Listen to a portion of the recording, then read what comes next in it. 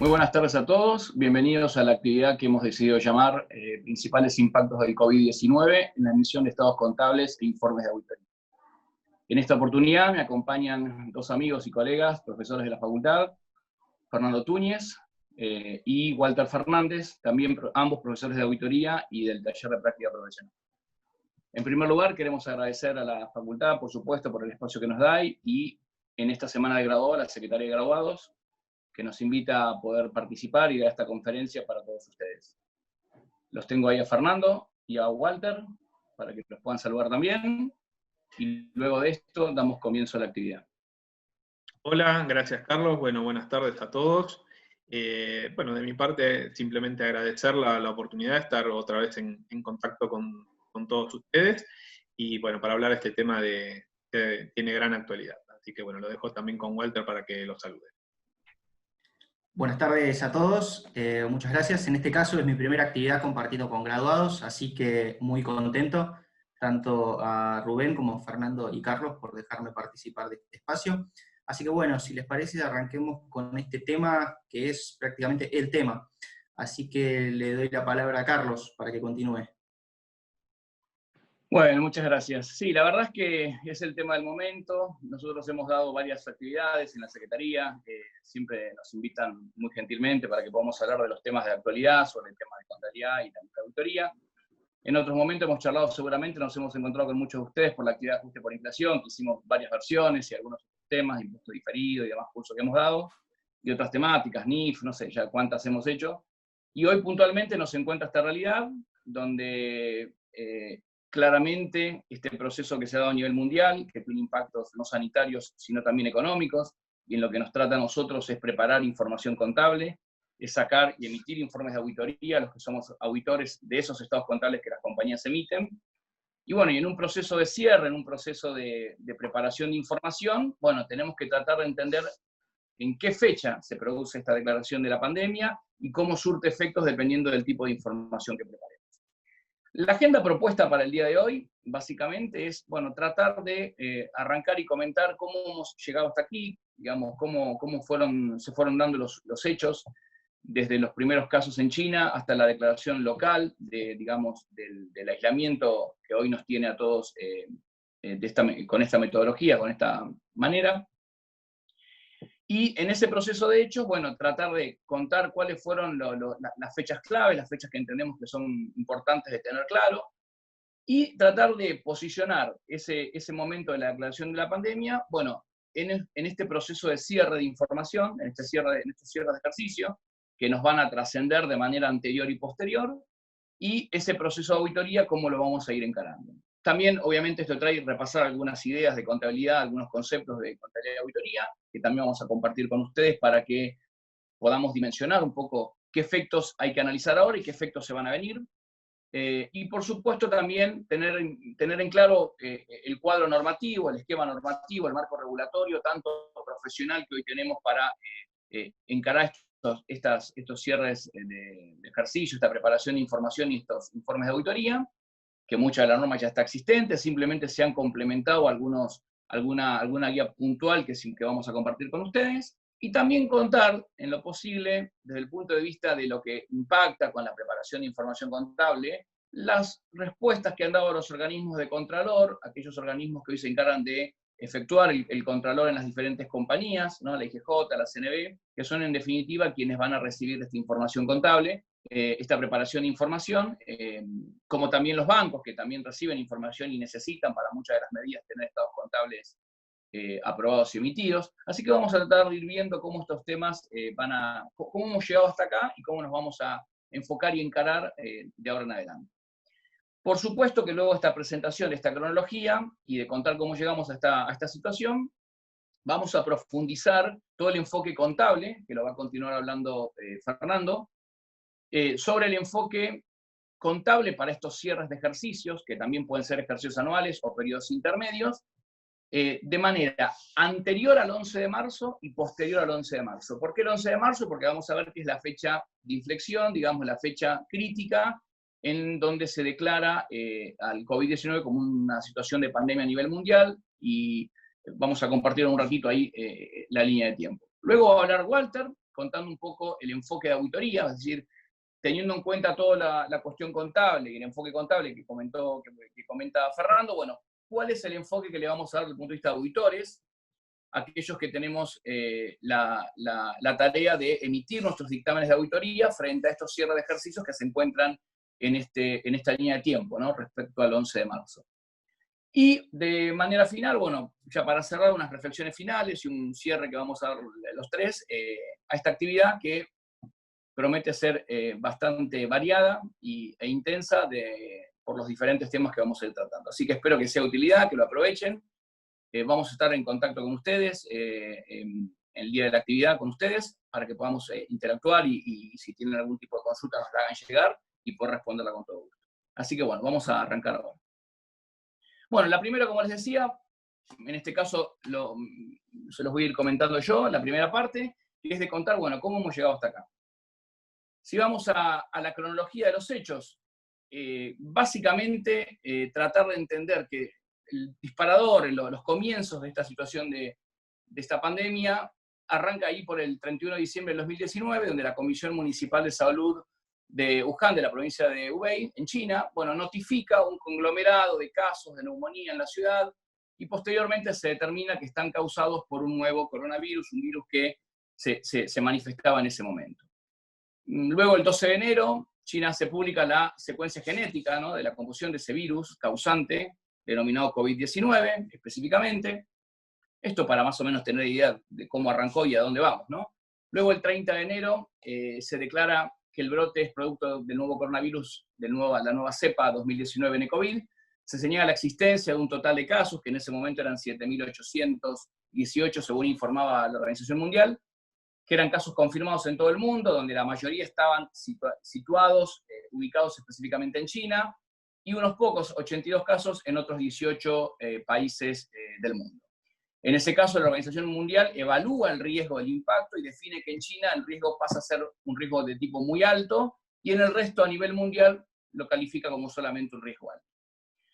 Entre ese momento del 30 de enero hasta el momento de la declaración de la pandemia, que es la fecha crítica que tenemos ahí en color rojo, que es el 11 de marzo, bueno, obviamente se producen sucesos donde claramente se empiezan a ver incrementos, no solamente en China, sino en otros países del mundo. En Europa se producen a avanzar los focos fuertes en Italia, en España, luego avanza en Estados Unidos, y empieza a declararse, como ponemos ahí como fecha de inflexión, el 11 de marzo del 20, la declaración de la pandemia por la Organización Mundial de la Salud. O sea, esta es la fecha crítica de inflexión, donde va a marcar el antes y el después a lo que nos trae hoy, que es la preparación de información contable, ubicando esa fecha respecto a la fecha de cierre de los entes, y los correspondientes procesos de auditoría que van a terminar en la emisión de un informe de auditoría. Luego, el 20 de marzo, entre el momento que se declara a nivel mundial la pandemia, que es el 11, el 20 de marzo, a nivel local, ya en Argentina, donde había la sucesión de evaluaciones de diferentes impactos que esto generaba a nivel local, bueno, se inicia en Argentina el famoso aislamiento. Recuerdo esa tarde, ¿no?, que todos estamos esperando que se hagan las declaraciones de a partir de cuándo arrancaba el aislamiento, qué era un aislamiento. La verdad no habíamos tenido experiencia en la vida nosotros, y seguramente muchos de ustedes, de haber experimentado algún tipo de situación similar. Bueno, este aislamiento se declara ese famoso viernes, en su primera fase de aislamiento, y se implementa a través de un decreto de necesidad de urgencia, estos famosos decretos del Poder Ejecutivo, y creíamos en aquel momento que eso tenía una vigencia determinada, que era hasta el primer corte, el 31 de marzo, y obviamente desde ese momento se empezaron a emitir posteriores decretos que lo que hicieron fueron ir renovando ese decreto, y lo que estuvieron, de alguna manera, fueron, además de renovar las fechas, establecer algunas actividades o flexibilizaciones del decreto original. Entendamos que en ese decreto original había una serie de actividades que estaban exceptuadas, que tenían los permisos de poder llevar a cabo, como la seguridad, como el tema médico, sanitario, las áreas de los que tienen permisos cuidados para personas con discapacidad, bueno, en fin, todo lo que indicaba el listado de decretos, los que tienen tareas de seguridad, mantenimiento, en fin, todo el listado de personas exceptuadas o de tareas exceptuadas, bueno, en ese primer decreto. Obviamente, posterior a eso, sus renovaciones lo que hicieron fueron extender nuevas fechas de vigencia de este GASPO, y claramente se fueron agregando algunas actividades nuevas y algunas flexibilizaciones que nos tienen hasta el día de hoy, con el último decreto cuya vigencia está hasta el 7 de junio, que fue el decreto 493 de este año, ¿sí? Esta es más o menos la cronología de los hechos de entre el primer disparador, los primeros disparadores, y cómo hemos llegado localmente acá a Argentina y las medidas que se emitieron al respecto de este aislamiento social preventivo y obligatorio. La próxima, a ver, toda esta cronología tenemos que situarla, ¿no? Como les contaba yo recién.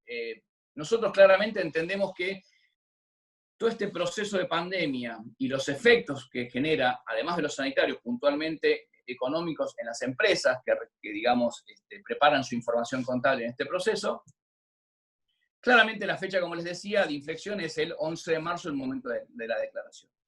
¿Esto qué implica? Que, bueno, que a partir de esa fecha de inflexión se van a empezar a suceder hechos económicos a nivel mundial y obviamente a nivel local que implican con que la actividad se tiene que readecuar y preparar para transitar un proceso de pandemia.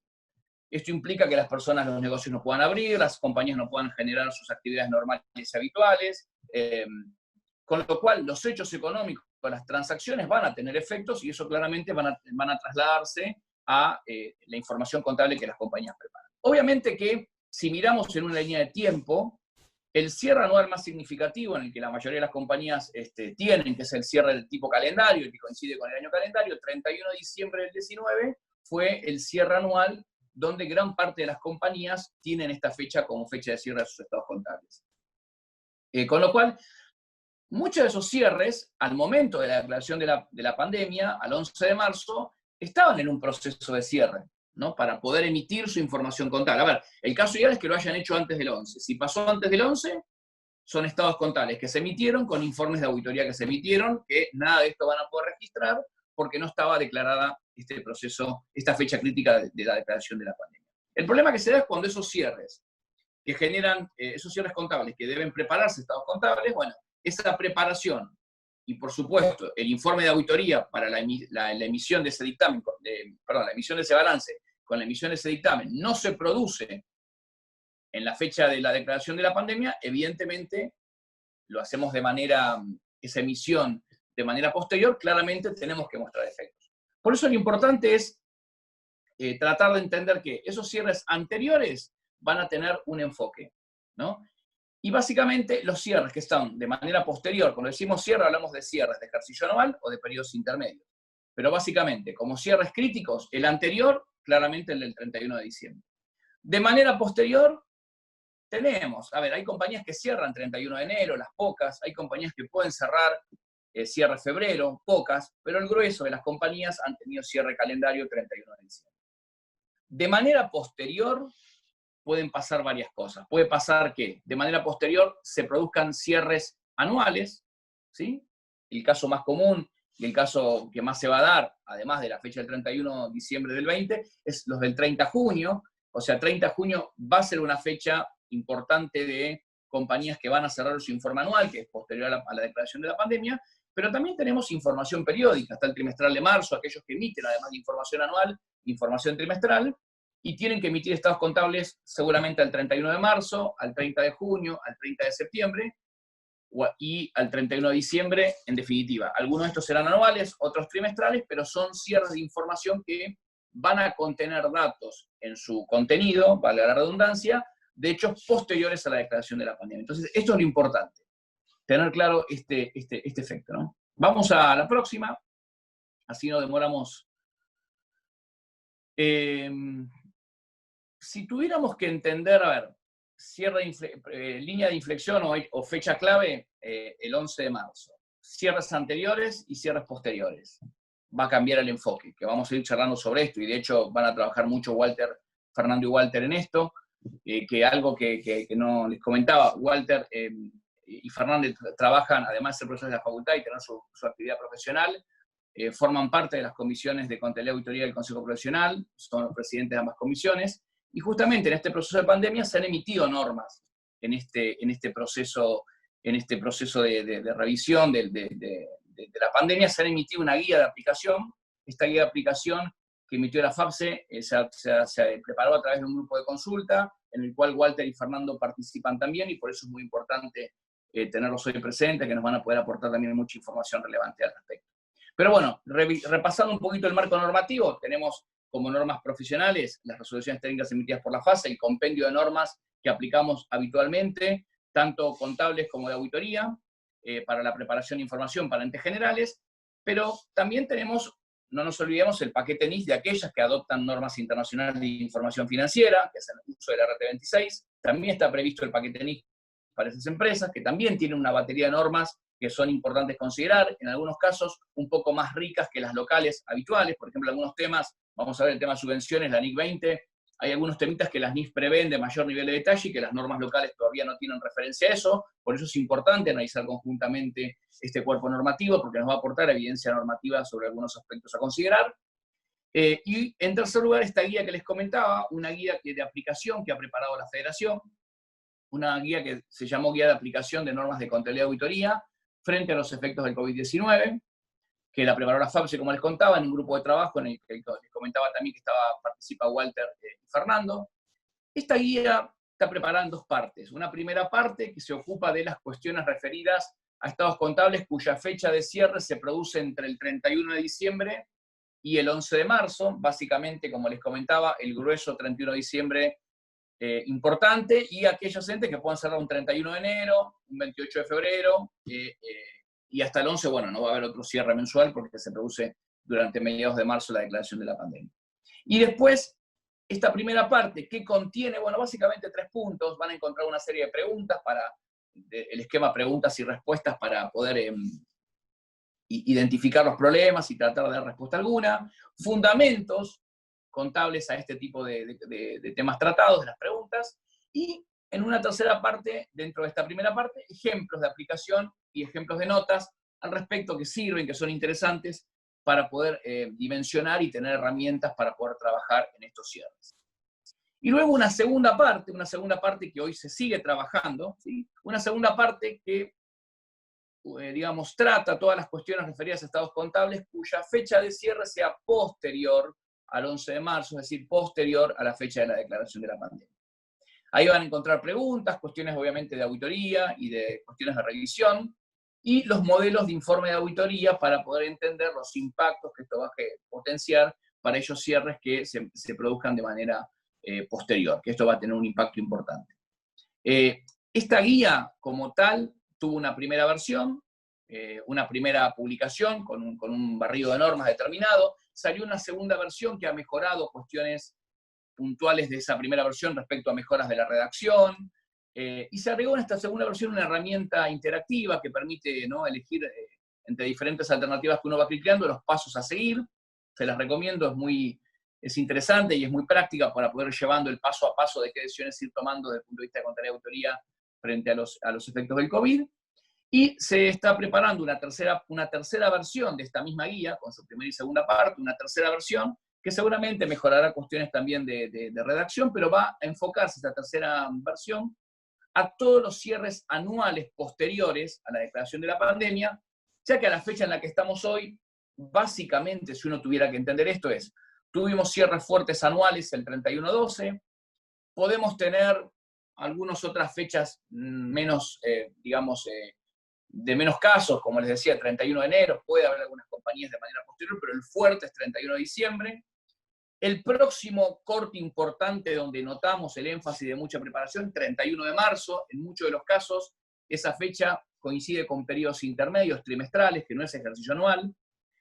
30 de junio, fecha que se aproxima claramente, podría ser cierre de trimestrales, en el caso de por ahí ejercicios de año calendario, pero podría ser para muchos el anual, 30 de junio, ¿sí? Es algo importante también a considerar, y después 30 de septiembre y 31 de diciembre de 2020, por eso, en vísperas del primer anual importante, 30 de junio que se aproxima, y en adelante, para la fecha que tengamos, esa tercera versión nos va a aportar y nos va a enriquecer mucho contenido respecto a cómo tratar los cierres anuales posteriores a la pandemia.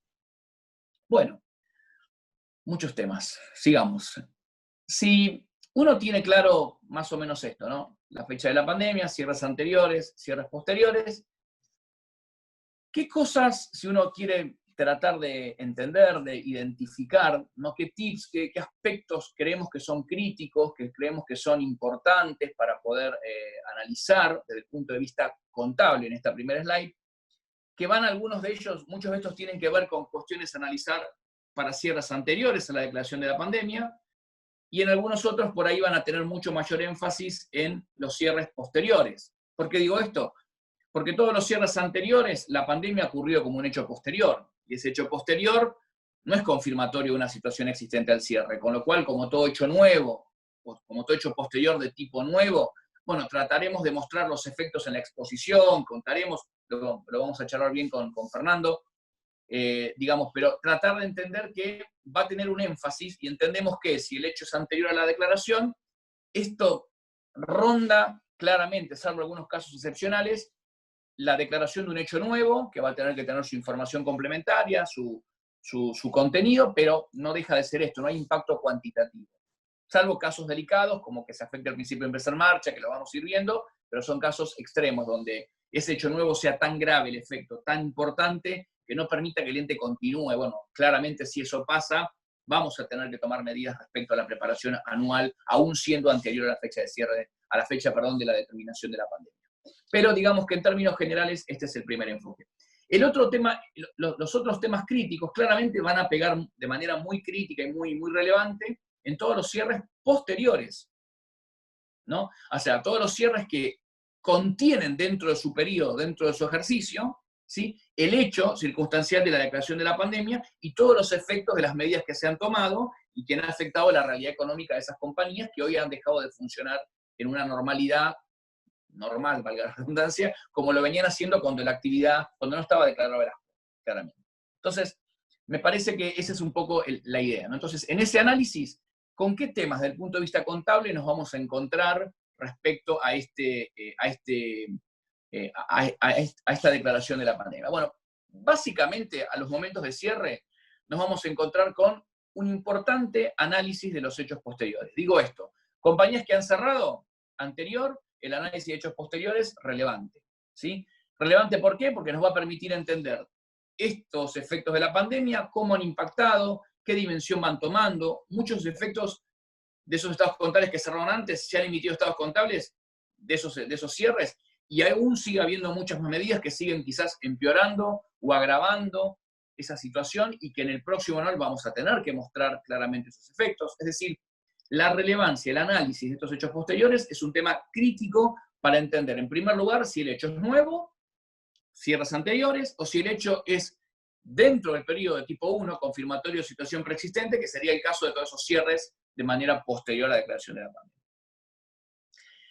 Otro tema súper importante es todo el test en la anterior, ahí está, gracias, que nos hemos pasado, es el test de impairment, el valor recuperable.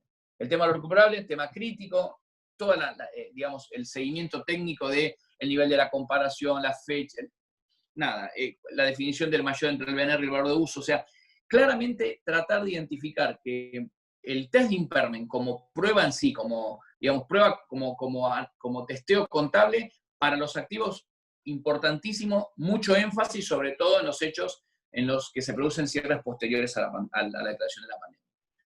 Tema de cambio de destino probable de los activos. Los activos como tal, la norma establece que uno le asigna un destino probable y en base a eso designa su criterio de evaluación. Obviamente muchos activos tenían un destino en un momento anterior a la pandemia. En un momento posterior a la declaración de la pandemia, la realidad ha cambiado y muchas compañías han salido a liquidar inversiones, han salido a generar fondos que hoy no pueden generar por el funcionamiento normal de esas compañías. No venden o no tienen el nivel de ingresos que tenían en la actividad normal.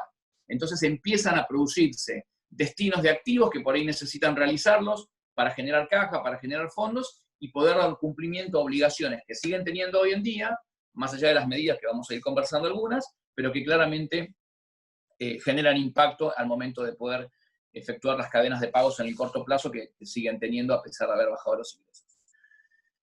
El otro tema es todo el cumplimiento de cláusulas contractuales. Muchas compañías tienen instrumentos tomados de deuda con una caída de pagos que excede el periodo corriente, muchas compañías de títulos a largo plazo. Muchas compañías claramente ante este proceso van a tener que tomar definiciones y están tomando definiciones respecto a qué hacer refinanciar muchas de esas partidas. Hay todo un tratamiento contable para los procesos de refinanciación, ¿no? Los valores de la deuda vencida respecto al valor de la nueva deuda, traído a la condición actual, y comparar ese famoso 10% de ambos valores para entender si califica o no como procesos de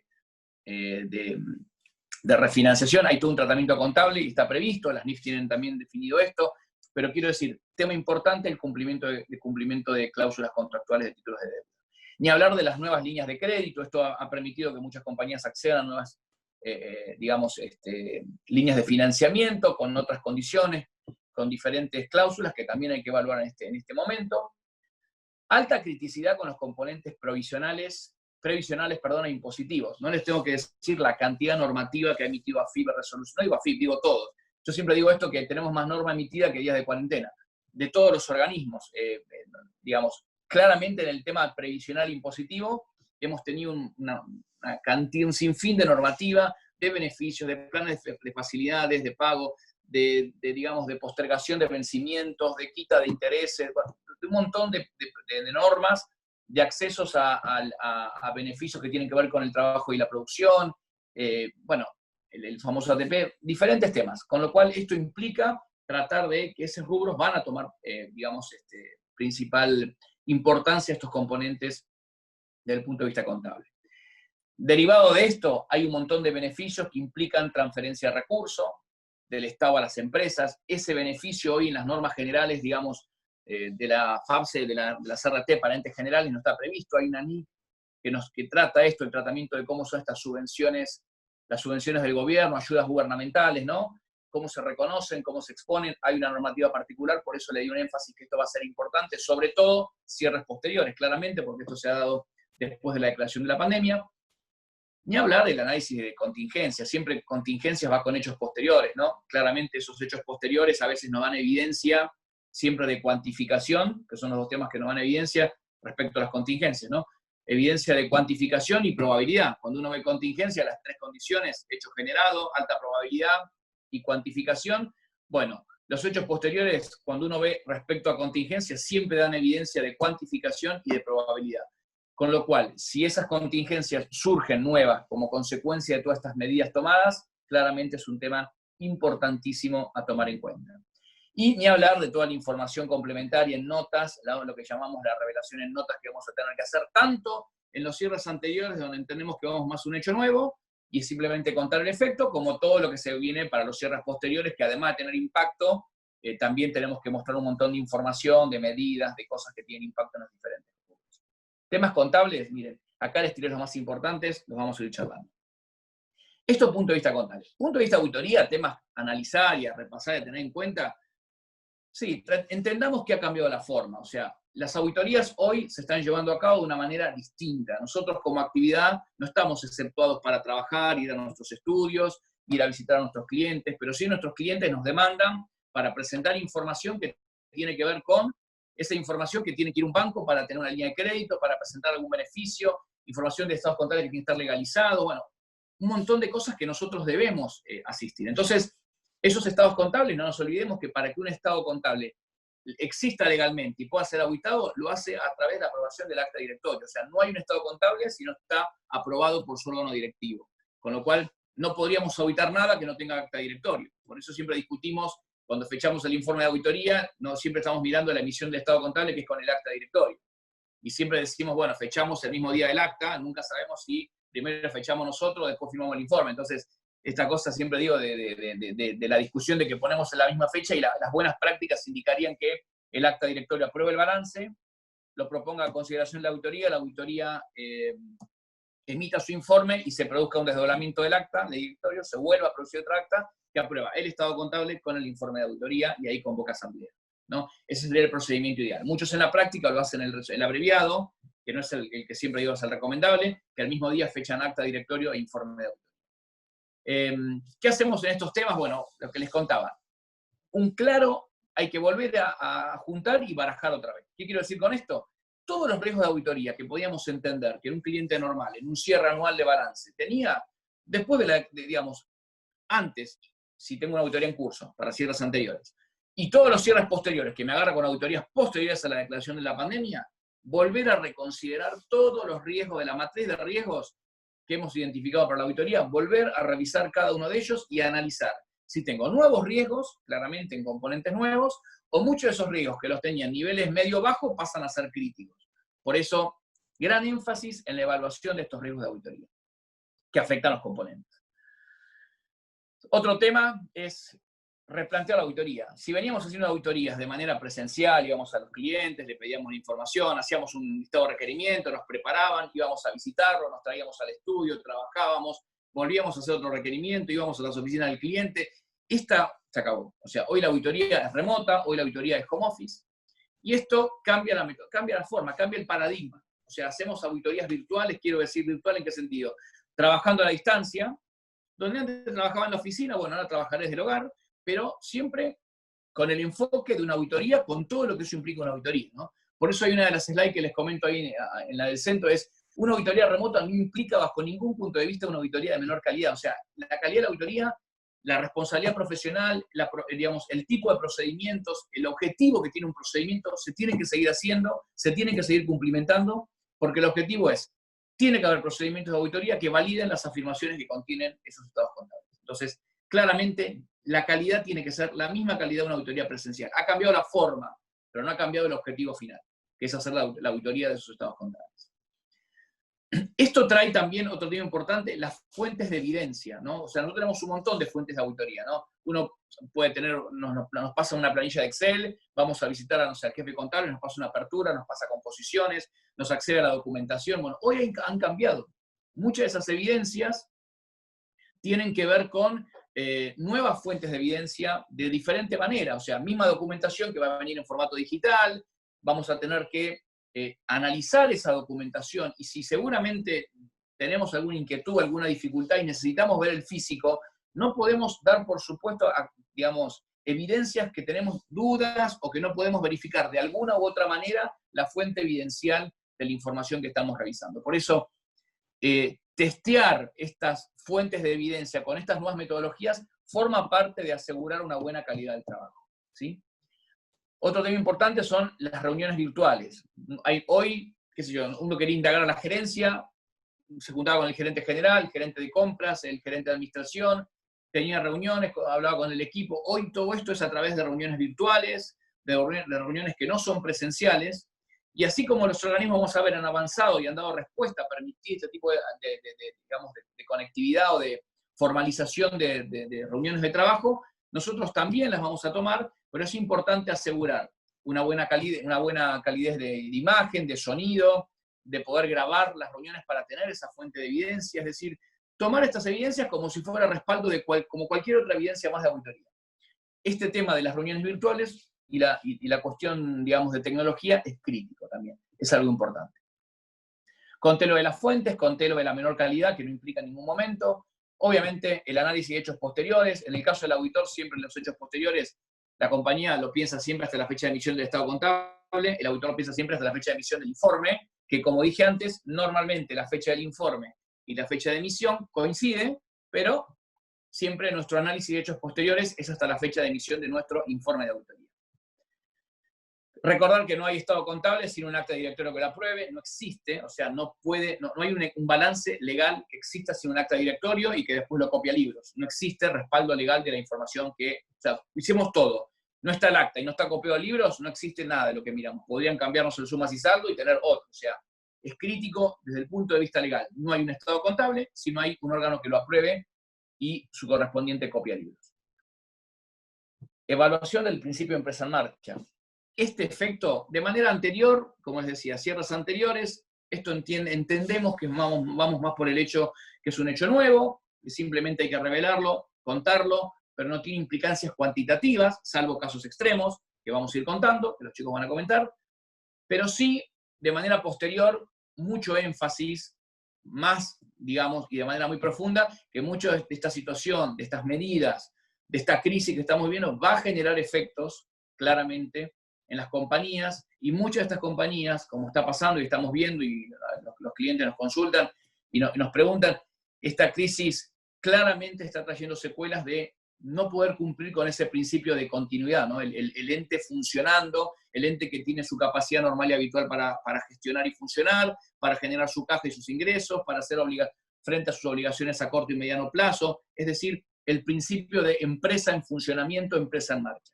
Cuando esa ecuación financiera se complica, la capacidad de generar ingresos está totalmente nula, y no hay una proyección que permita que esto pueda prever un futuro, digamos, medible y digamos, identificable, digamos, en una línea de tiempo determinada, y pone en riesgo esta continuidad del ente, y el ente no puede continuar funcionando de manera normal, esto toma una relevancia crítica la evaluación de este principio. Lo vamos a charlar también en detalle. Y claramente potenciales impactos en el informe del auditor, ¿sí? Sobre todo en qué parte, en los cierres posteriores a la declaración de la pandemia, claramente un tema importante que también va a hablar Walter de este tema. Bien, y para comentar rápidamente, así podemos seguir avanzando, porque son muchos temas y la idea es que nos gusta meter de todo y contarles de todo lo que podemos, cuanto más contenido le podemos dar, mejor queda una presentación y la pueden escuchar y repetir y ver tranquilos. Todas las normas que han emitido los organismos de Contralor, básicamente en este caso IGJ y CNB, que son los que mayor cosas han emitido. La IGJ ha sacado una resolución 10 que puso suspenso a plazos de contestación de vistas, traslados previstos del artículo 24 de la 7 del 15 de la IGJ y de la presentación de cumplimiento del régimen informativo de la resolución 8 del 15 también para las sociedades de capitalización y ahorro, prorrogada después por otras resoluciones, porque después esa vigencia que le iban dando la iban renovando la 13 del 2020, después la 15, la 19 y la 24. Simplemente para que lo tengan de manera presente en esta slide. Después sacó la 11 del 20 que habilita a las personas jurídicas, esto sí, mientras dure la emergencia sanitaria, a celebrar las reuniones de órganos de gobierno y de administración a distancia, aun cuando sus estatutos no lo prevean, debiendo grabar la misma en soporte digital para su resguardo durante 5 años y transcribir la reunión en el libro. Esto es lo que les decía. Si no se emite, no se reúne el directorio, no hay un acta directorio, no se produce la aprobación por parte de la Asamblea de Estados Contables, bueno, si no puedo formalizar, porque no nos podemos juntar, no podemos hacer actividades presenciales, bueno, nunca vamos a tener un estado contable y muchas de esas compañías nunca van a poder presentar esos estados que les requieren muchos de los organismos que hoy están dando los beneficios. Entonces, claramente, el organismo ha dado respuesta que se va a permitir, en esta época del ASPO, celebrar estas reuniones de manera así, con estas tecnologías que usamos, como la que estamos usando ahora, pero obviamente resguardarnos. Siempre lo que pide ahí en el detalle de la norma, cuando ustedes lo leen, es bueno, la buena calidad digamos, ver a las personas, la claridad en la voz para que las personas puedan expresarse, se puedan ver, tenga buen sonido, asegurar la conectividad como si esto fuera y reemplazara una asamblea presencial, donde uno podría hacer las manifestaciones que quisiera, hoy de esta manera en una herramienta digital. Después salió la 17 del 20, también, que deroga el artículo 2 de la resolución 8 del 17, que otorga un plazo máximo de 90 días para que las SAS constituidas sin la firma digital, que era el requerimiento que se pedía, bueno, de todos sus integrantes, subsanen tal deficiencia legal y establece algún esquema. Después la CNB también sacó la resolución 830, que habilita la modalidad de distancia, lo mismo que hacía IGJ, también lo hizo CNB, para celebrar reuniones de órganos de gobierno, de entidades emisoras inscritas en el régimen de oferta pública. Y la próxima, si ya avanzamos, después amplió plazos de presentación de estados financieros, también la CNB, para los cerrados al 31 de enero, porque ya obviamente al momento de la creación de la pandemia los anuales al 31/2 estaban prácticamente avanzados, digamos, pero sí lo hizo la postergación de los cerrados el 31 de enero y los estados financieros anuales y trimestrales cerrados 29 de febrero y 31 de marzo, la amplió de 70 a 90 días para los anuales y para los trimestrales lo pasó de 42 a 70 días. Luego la CNB también amplió plazos de presentación de estado financiero similar al anterior, como puse ahí, para entidades no contempladas en esa resolución, que eran los fondos comunes de inversión, las cámaras compensadoras, bueno, los fiduciarios financieros, sociedades gerentes, bueno, en fin, algunos complementos más que no estaban en la primera. Y también luego la CNB amplió plazos de presentación de estados contables anuales, esto sí lo hizo, para el panel que tiene puntualmente de pymes garantizadas, que es un panel especial de pymes, bueno, eso sí estableció la vigencia del anual, que le permitió extenderlo hasta los 140 días corridos de cerrado el mismo. ¿De acuerdo? Y básicamente, la próxima estaríamos ya en condiciones de la próxima slide, de que empiece, ahí lo vemos, empiece nuestro compañero Fernando Túñez, que va a conversar de todos los temas, tanto desde el punto de vista contable en detalle, para estos cierres anteriores y posteriores, y luego lo va a hacer Walter. Muchas gracias a todos por estar. Es una forma nueva de tomar estas charlas y capacitarnos y aprender, pero no deja de ser un desafío para todos. Así que más aflojar y hay que seguir trabajando. Gracias. Adelante, Fernando. Bueno, muchas gracias, Carlos, muchas gracias. A ver, como decíamos recién, ¿no? Temas contables que tengamos que tener en cuenta, ¿no? Para periodos, en principio, digamos, habíamos hecho esa primera división de tiempo, ¿no? En cuanto a lo que es la declaración de la pandemia o los cierres previos o posteriores, ¿no? Bueno, vamos a arrancar primero con los cierres previos. Como decía Carlos recién, hay algunas, por ejemplo, si son el cierre de empresas CNB, el 31 de diciembre se llegó a presentar, el plazo fue el plazo normal, aquel de los 70 días corridos. Pero bueno, después hubo prórrogas para los cierres de enero, de febrero, y bueno, y también de marzo en los casos trimestrales y en los casos que vinieran con posterioridad a esa fecha, ¿no? Entonces, parémonos temporalmente, al menos en este primer momento, de decir, bueno, estoy en un cierre contable previo a la declaración de la pandemia del 11 de marzo, ¿no? Que podríamos estar o tenerlos pendientes todavía en este momento. Bueno, entonces ahí, en ese caso, ¿qué tendríamos que mostrar? Bueno, lo que tendríamos que mostrar en ese caso, o qué tendríamos que tener en cuenta. Bueno, la primera consideración de todo esto es decir, bueno, el brote del COVID, ¿no?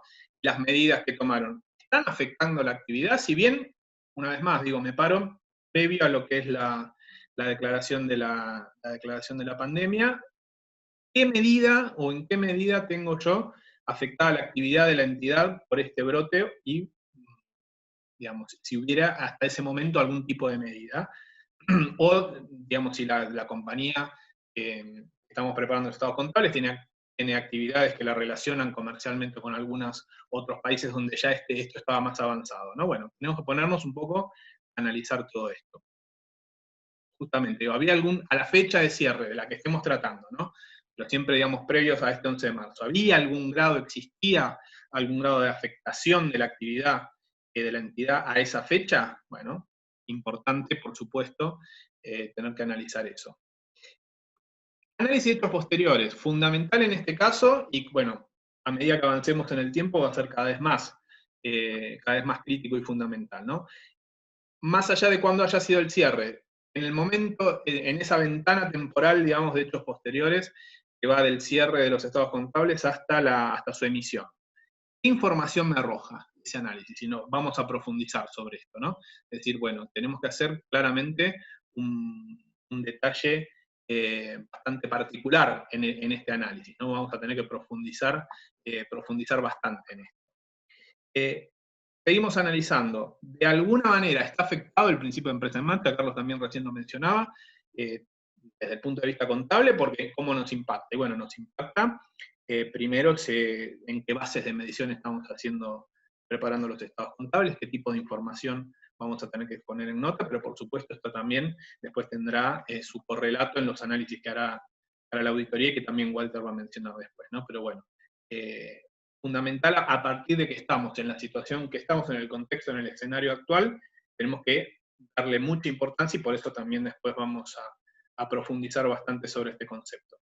Y por último, tenemos que ver si tenemos algunas cuestiones relevantes, nuevas, que tengan que ser expuestas en nota. A ver, nosotros normalmente en la preparación de estados contables tenemos un determinado set de notas y ahí lo vamos generalmente actualizando, completando y demás. Bueno, este es el momento de decir, paremos acá, hagamos un stop, ¿y qué hacemos? Tenemos que replantearnos un poco esto. Primero, si parte de esa información sigue siendo relevante, sigue siendo significativa, sigue siendo pertinente, y si hay efectivamente nueva información o nuevas nuevas materias que tengamos que estar exponiendo en notas, ¿no? Nuevos asuntos de relevancia. O quizás algunos de los que exponíamos, darle mayor énfasis y darle mayor importancia, bueno, porque así lo ameritan en este contexto, ¿no? Entonces, bueno, como primer pantallazo general para la preparación y emisión de estados contables, son estas cuestiones que tendríamos que estar teniendo en cuenta. Como les dije, vamos a profundizar en algunos de esos puntos, ¿no? Por una parte hechos posteriores, por otra parte empresa en marcha, por otra parte exposición. Esos son los ejes de los que vamos a estar hablando.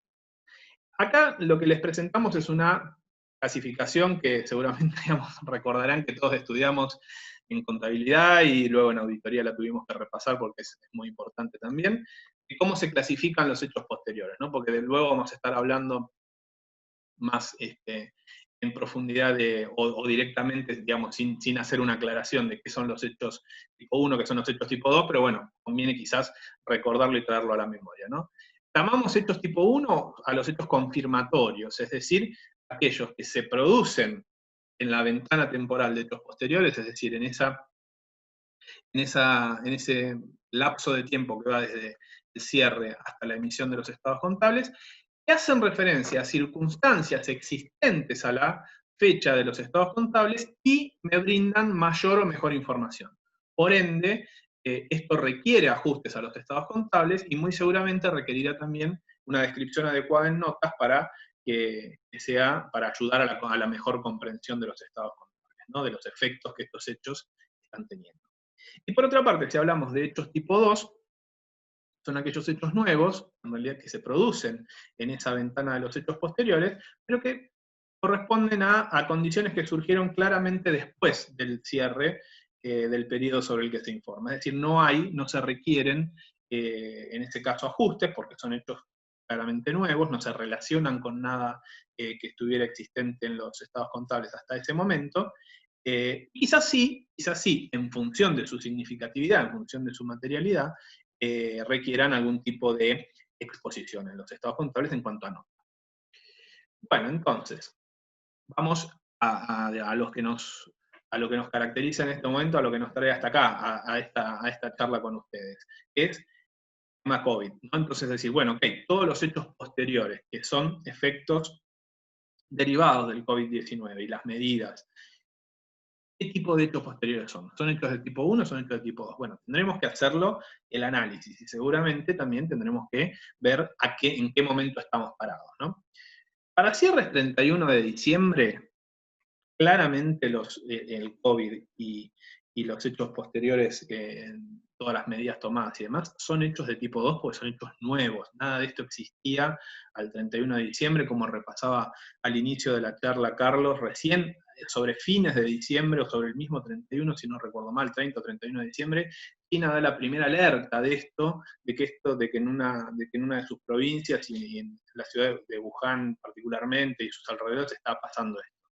Con lo cual, salvo alguna extrañísima excepción y que nos cuesta imaginar cuál podría ser, para cierres 31-12 claramente serán hechos tipo 2, o sea, hechos completamente nuevos. Que sí quizás puedan requerir exposición en notas en los estados contables, pero no claramente ajustes.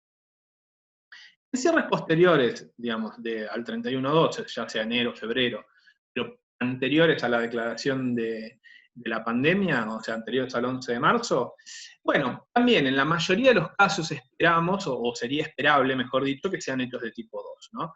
Que todavía digamos, el nivel de afectación de la actividad no sería relevante si es que había alguno, porque al menos en nuestro caso, recordemos siempre que el inicio de las medidas tomadas fue de la cuarentena, o sea, el aislamiento social y demás, fue a partir del 20 de marzo, entonces, digamos, parados a la fecha de pandemia, en esta divisoria de aguas en cuanto a tiempos que estamos manejando en esta charla, se supone que también deberían ser hechos nuevos, ¿no?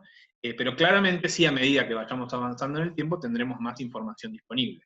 Entonces ahí quizás hay más información que se podrá ya empezar a contar en notas qué está pasando, digamos, dada la fecha de emisión, porque recuerden que esto es un análisis que hay que hacer hasta la fecha de emisión de los estados contables, ¿no? Entonces digo, si bien mi cierre puede ser anterior al 11 de marzo, si estoy emitiendo en estos momentos, bueno, tengo que contar en hechos posteriores cómo esto me está afectando.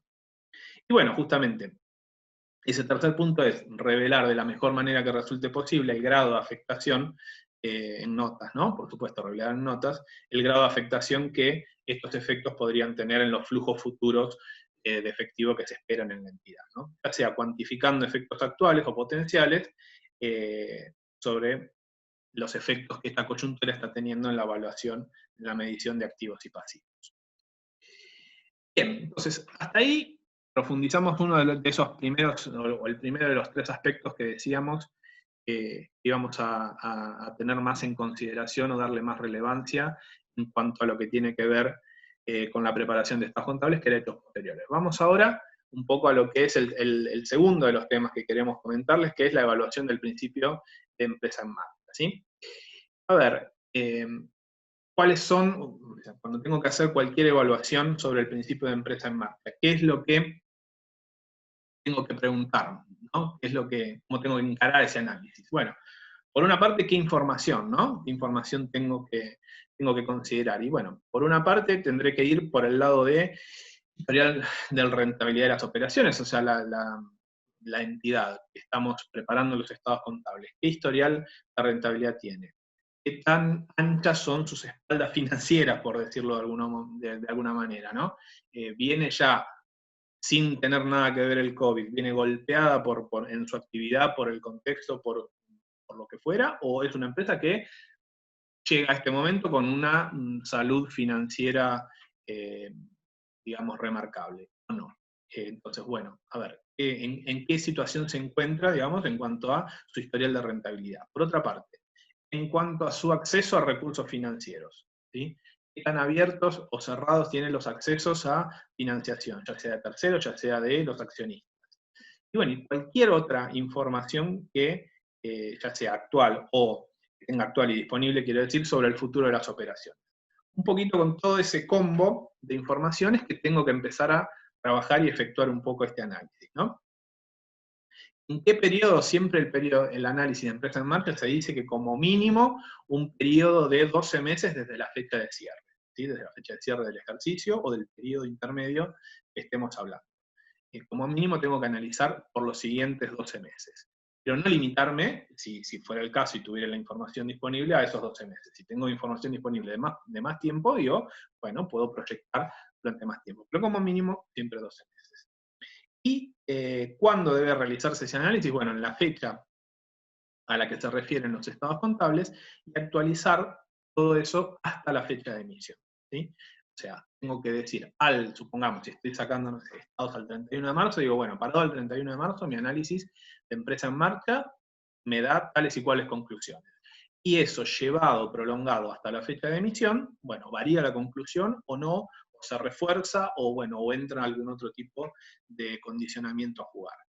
A ver, como para orientar un poco todo esto, digo, algunos ejemplos, no sé, que se me ocurren de preguntas que podríamos hacernos para evaluar el principio de empresa en marcha, ¿no? Bueno, primero, ¿de qué manera el flujo de efectivo, la liquidez de la compañía se ha visto afectado? Si tengo, supongamos, un proceso prolongado de interrupción en un proceso productivo, si es que la compañía, digamos, es una entidad que produce aquellos bienes que vende, total o parcialmente, si se me ve interrumpida la cadena de cobranzas, que puede llegar a pasar también, por supuesto, en este escenario económico que estamos atravesando, o bien hay algún tipo de disrupción importante en la cadena de suministro. Bueno, a ver, ¿qué pasa con mi flujo de efectivo y con mi liquidez, o los de la compañía en definitiva, si pasan alguna de estas cuestiones, ¿no? ¿Con qué tipo de información cuenta la compañía? Dice, a ver, tiene, al menos ya que estamos diciendo que tiene que analizar al menos un periodo de 12 meses, ¿hay un flujo de fondos actualizado que abarque por lo menos los próximos 12 meses? ¿Cómo se interpreta? ¿Se detecta que va a haber algún tipo de necesidad adicional de financiación? Y bueno, y ahí entra a jugar el segundo punto que decíamos, ¿no? El acceso a los recursos financieros. ¿Qué tan accesibles son esos recursos para la entidad? Hay cláusulas en los contratos de financiamiento, de préstamos, hay algunas cláusulas en esos contratos que se hayan modificado o que no se hayan cumplido, compromisos contractuales que no se hayan cumplido. Bueno, esto puede estar haciendo exigible algún algún pasivo o el capital de alguna deuda que se planeaba o se esperaba que se cancelara a más largo plazo. La administración de la compañía, ¿no? Los administradores, ¿cómo están manejando, cuál es la estrategia de administración del riesgo, tanto del riesgo crediticio como del riesgo de liquidez? Bueno, ¿cómo están manejando todas estas cuestiones, ¿no? Bueno, toda una serie, digo, de preguntas que nos ayudarían a hacer este análisis o esta evaluación del principio de empresa en marcha. En definitiva, y si quisiéramos resumir en algún tipo de cuadro, ¿no? De cuadro sinóptico esta evaluación. Una primera pregunta sería, bueno, a ver, ¿tengo incertidumbres importantes, ¿no? Que aporten dudas al principio de empresa en marcha? Si esa primera pregunta se responde con un no, bueno, no tengo entonces efectos que considerar en los estados contables. Si por el contrario la respuesta es sí, o sea, tengo algún tipo de dudas o han aparecido algún tipo de incertidumbres en los estados contables, bueno, entonces me tengo que hacer una segunda pregunta. Y digo, ¿tengo evidencias razonables y suficientes de que la entidad podrá seguir funcionando normalmente? Digo, dado que hay incertidumbres, dado que hay dudas, o se han planteado, han surgido algunas dudas sobre el principio de empresa en marcha. Bueno, hay evidencias razonables y suficientes, ahora vamos a aclarar enseguida a qué llamamos, ¿no? Razonable y suficiente. ¿De que la entidad puede seguir funcionando? Bueno, si la respuesta es afirmativa, digo, listo, ok, hay incertidumbres, pero tengo evidencias razonables suficientes de que la empresa va a poder seguir funcionando. En ese caso, ¿qué tengo que hacer? Bueno, informo en las notas las incertidumbres importantes que hayan aparecido, qué elementos de juicio se han tenido en cuenta para soportar estas conclusiones. Damos una información adecuada de todo eso. Ahora bien, si ante esta segunda pregunta la respuesta es no, es decir, existen incertidumbres y no tengo evidencia razonable y suficiente de que la entidad pueda seguir funcionando normalmente, bueno, en ese caso ahí tendré que replantearme, como decía antes, las bases de registración y contabilización, de preparación de los estados contables, es decir, no aplicaría ya el principio de empresa en marcha, las bases de presentación tendrían que ser diferentes, y en ese caso, bueno, más allá de preparar la información contable con los criterios que correspondan, también tendré que explicar las razones por las cuales la entidad ha dejado de ser una empresa en marcha, ¿no? Resumiendo un poquito, ¿no? el tratamiento entonces de empresa en marcha. ¿Qué conclusiones o a qué conclusiones podría arribar una vez que atravesé ese árbol de decisión, por decir de alguna manera, que esquematizábamos en la placa anterior? Bueno, puedo llegar a 3 conclusiones diferentes, ¿no? La primera es que se espera que la entidad siga funcionando normalmente, sin ningún tipo de incertidumbre significativa. La segunda es que existen incertidumbres significativas importantes, pero tengo evidencias razonables y suficientes de que la entidad puede seguir funcionando normalmente. Y bueno, y la tercera es la que existen incertidumbres importantes y no hay evidencias razonables y suficientes de que la entidad pueda seguir funcionando. Acá quizás otra pregunta que tendría que hacer, bueno, es con respecto a los accionistas. ¿Hay alguna obligación por una parte, ya sea por estatuto, por algún acuerdo de accionistas o lo que fuera, o algún compromiso asumido por los accionistas de capitalizar a la compañía o no? Bueno, esa puede ser una pregunta adicional que me ayude a responder, o dentro de esa evidencia razonable y suficiente, puede jugar para una parte o para la otra, dependiendo de que exista o de que no exista, ¿no? Digamos, son preguntas adicionales que también nos pueden ayudar con esto a obtener la conclusión o a llegar a cuál de estas 3 conclusiones podemos llegar arriba. Razonable y suficiente, decíamos recién, ¿no? ¿Qué queríamos decir con eso de razonable y suficiente? Bueno, razonable a que, digamos, nos referimos como razonables a los supuestos que sean sustentables sin implicar un costo o esfuerzo desproporcionado. Es decir, razonable que se pueda conseguir sin un costo o un esfuerzo desproporcionado. Esa sería la calidad de evidencia razonable, suficiente, bueno, en cuanto a cantidad, a fortaleza de la evidencia, ¿no? Al alcance de la evidencia. que tenemos que conseguir, o que tendría que demostrarse por parte de los administradores, de los responsables de emitir los estados contables, para que el usuario, el lector, pueda concluir de que, o acompañar esa conclusión, digamos, de que el principio de empresa en marcha está vigente, en este caso. A ver, una vez más, digamos, no perdamos el horizonte temporal que estamos asumiendo. Estamos por ahora todavía hablando en estados con cierres anteriores al 11 de marzo. Bueno, claramente con cierres anteriores al 11 de marzo nos costaría encontrar, digamos, casos en los cuales se viera seriamente afectada el principio de empresa en marcha. Ahora, una vez que vamos avanzando en el tiempo en cierres posteriores, ahí la cuestión podría cambiar, claramente según el grado de afectación que la actividad de la entidad haya tenido por el tema del COVID y las medidas que se hayan tomado para combatirlo, bueno, para evitar su diseminación, ¿no? Bien, entonces analizamos hechos posteriores, analizamos cómo se haría la evaluación del principio de empresa en marcha, y la tercera cuestión de las que yo les comenté que teníamos que hablar un poquito era las cuestiones de exposición, ¿no?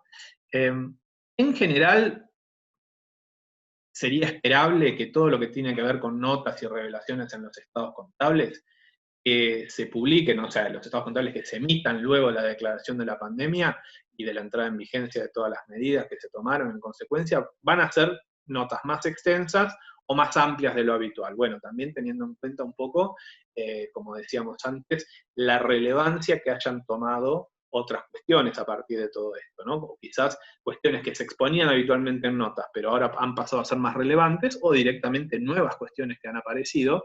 Por ejemplo, si yo tendré que exponer en una nota, hablando de los hechos posteriores y demás, como digo acá, alguna cuestión, todo lo relativo a cómo ha ido afectando a la actividad las medidas del ASPO, bueno, claramente eso no estaba expuesto, supongamos, en un estado del 31 de diciembre, y sí va a estar en un estado del 31 de marzo, ¿no? Bueno, claramente entonces es esperable que las notas sean un poco más amplias.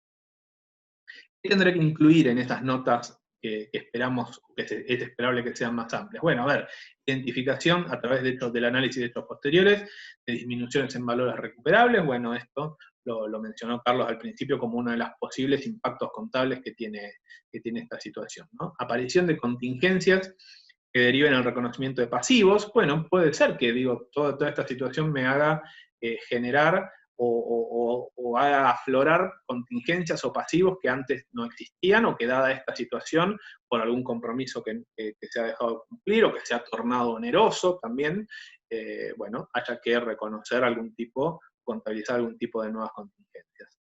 Bueno, impactos en las mediciones de valor razonable, si es que estoy usando alguna medición de activos o pasivos medidos a valor razonable. Bueno, las condiciones del mercado, las observaciones de los participantes del mercado pueden ser claramente diferentes y por ende el valor razonable cambiar.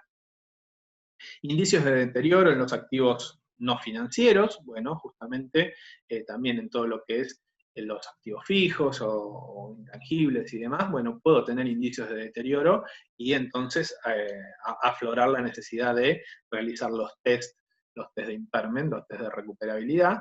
Y acá no importa que se trate de un cierre de estado contable anual o de cierre de periodo intermedio. Recuerden, la norma no hace distinción en eso. Cuando exista la aparición de indicios, o sea, cuando aparezcan indicios, para decirlo bien, se tendrá que hacer el test, ¿sí?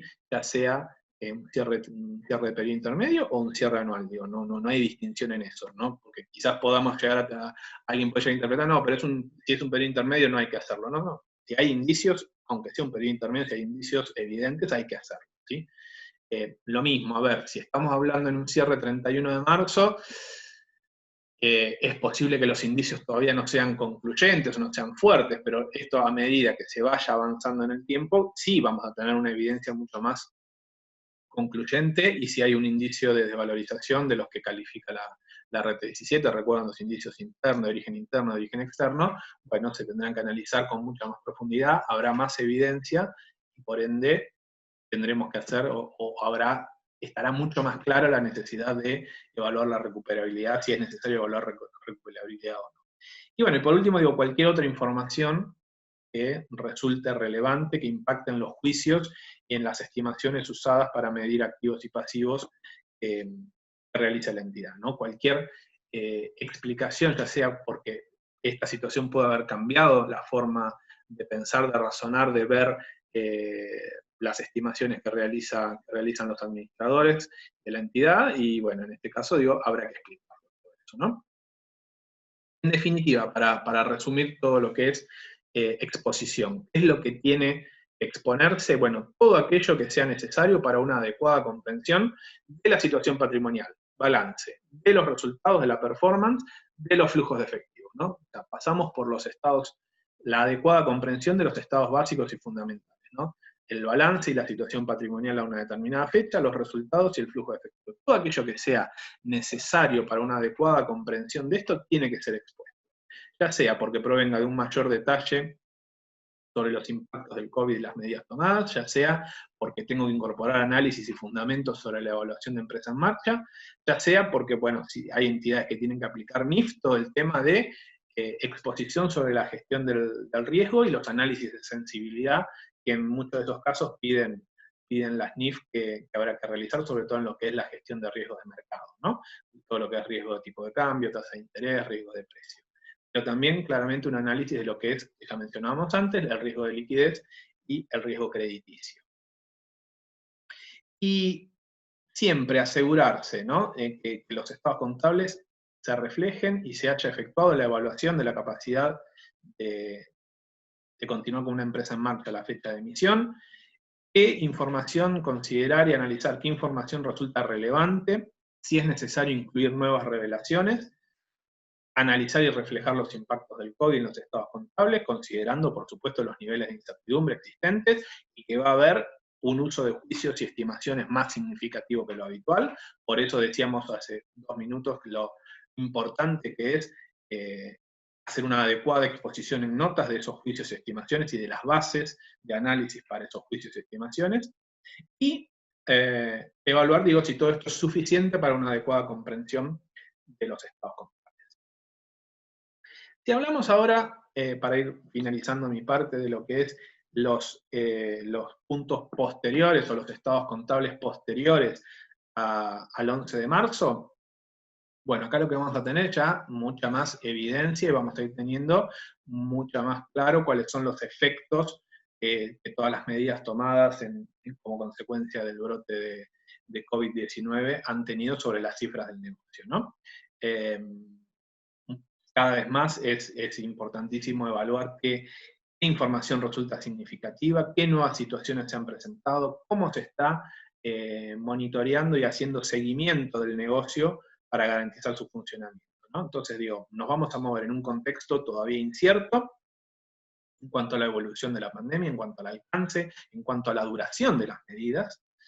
Se podrán identificar a partir de esas situaciones que nos requieran una especial atención, tanto en reconocimiento y medición como en exposición. Bueno, Carlos mencionó algunas de esas al inicio, ¿no?, en cuanto a lo que tiene que ver con reconocimiento y medición contable. Bueno, todo lo que sea uso de valores razonables, valor neto de realización, cómo puede estar todo eso afectado, si existen deterioros de activos no financieros, la recuperabilidad de los activos financieros, ya sean de las cuentas a cobrar o de inversiones que tenga la compañía, temas de, por ejemplo, si hay arrendamientos, contratos de alquileres, bueno, especialmente para los que estén usando esto bajo NIF, bueno, si hay una modificación en los términos del arrendamiento o no. Muy recientemente salió ahora el 28 de mayo, hace unos poquitos días, salió una aclaración que hizo el IASB sobre la NIF 16 acerca de que los efectos que se puedan atribuir pura y exclusivamente al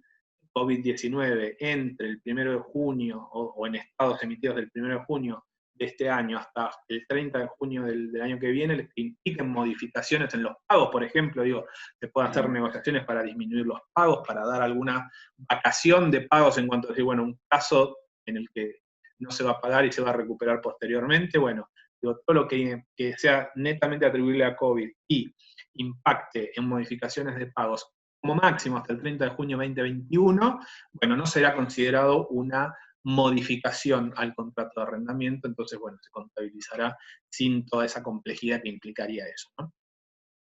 Pero bueno, digo, mucho más temas, qué sé yo, de impuesto a las ganancias, recuperabilidad de los activos diferidos por una parte, por otra parte, bueno, temas que pueda haber algún tipo de desgravación, algún tipo de subsidios o subvenciones, como hablábamos también recién, y ahora vamos a decir que, digo, por una parte, digo, puede estar amenazada la recuperabilidad de activos diferidos porque puede que no genere, digamos, ganancias futuras, pero por otra parte puede que tenga algunas ayudas gubernamentales que me estén dando una mano y generando algún tipo de resultado o compensando algún tipo de pérdida. Entonces, bueno, por eso digo, entra todo eso en el combo a tener que considerar. Si estoy usando capitalizaciones de costos financieros, bueno, ver si no tengo que interrumpir, si la actividad está interrumpida, si corresponde o no, si se dan las requisitos, se cumple con los requisitos para continuar con la activación de los costos financieros. Bueno, y lo mismo que decíamos antes, puede haber surgimiento de nuevos pasivos o de previsiones que tengan que constituir, puede haber que algún contrato se haya incumplido en una parte, o haya devenido un contrato oneroso, y eso tener su implicación contable. Por eso digo, bueno, hay infinidad de situaciones especiales que nos pueden, a partir de este escenario económico, disparar la necesidad de hacer algún reconocimiento contable que no se hacía hasta ese momento. Temas de exposición, bueno, ya hablamos un montón, ¿no? Reforzar todas las revelaciones que garanticen el adecuado entendimiento de los estados contables y los impactos de la situación actual. Identificar todas aquellas situaciones que emerjan en este escenario y que se hayan tornado significativo mencionarlos, y bueno, por supuesto siempre una continua evaluación de la hipótesis de empresa en marcha, ¿no? Un poquito como corolario y cierre de esta parte contable, queríamos hablarle, ¿no? de esto porque es un tema también de actualidad, que se deriva, digo, de alguna de toda esa serie de cuestiones que pueden tener un impacto contable que tener que registrar y que no existían hasta hace poco. Bueno, el tema de subvenciones, ayudas gubernamentales. Bueno, repasar un poquito digo, NIC 20, ¿por qué? Porque, bueno, como norma supletoria, recurrir a ella, aquellas que sean, no es que digo los que no estén bajo el entorno NIF, esto no les aplica, no. A ver, los que no estén bajo entorno NIF tendría que ir por norma local, pero no tengo una norma local que me hable específicamente de esto, con lo cual puedo recurrir supletoriamente a los criterios de la NIC 20 en este caso, así me lo dice la resolución técnica 17, ¿no? Que cuando haya un aspecto no tratado, ni en una norma ni en una interpretación, puedo recurrir a otro cuerpo normativo que sí lo trate. En este caso esto está tratado en las NIF. Y en orden de prelación, claramente siempre recurrimos primero a las NIF.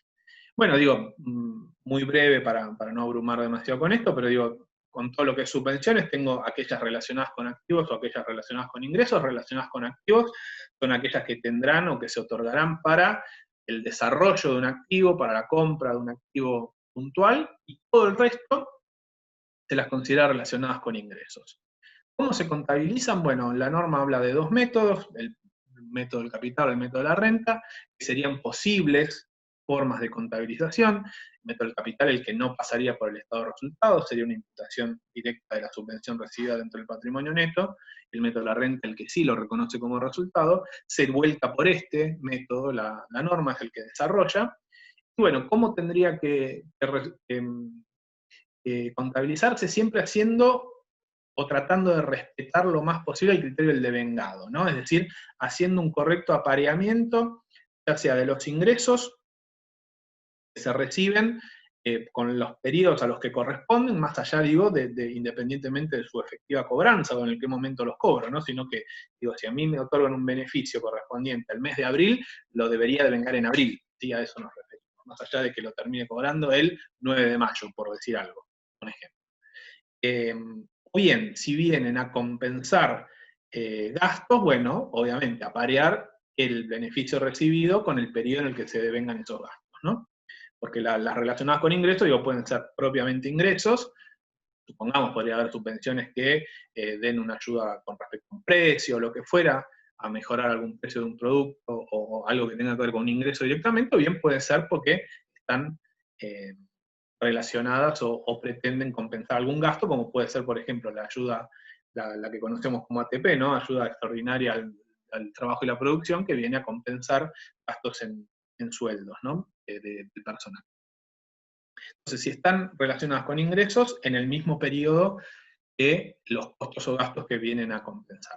Si están relacionadas con activos que amortizan, bueno, se contabilizará el resultado en los periodos en que comienza la amortización. Mientras tanto puede ser un ingreso diferido, claramente, y luego en el momento que el activo empieza a amortizar, aparear ese devengamiento con la base de amortización y el criterio de amortización del activo.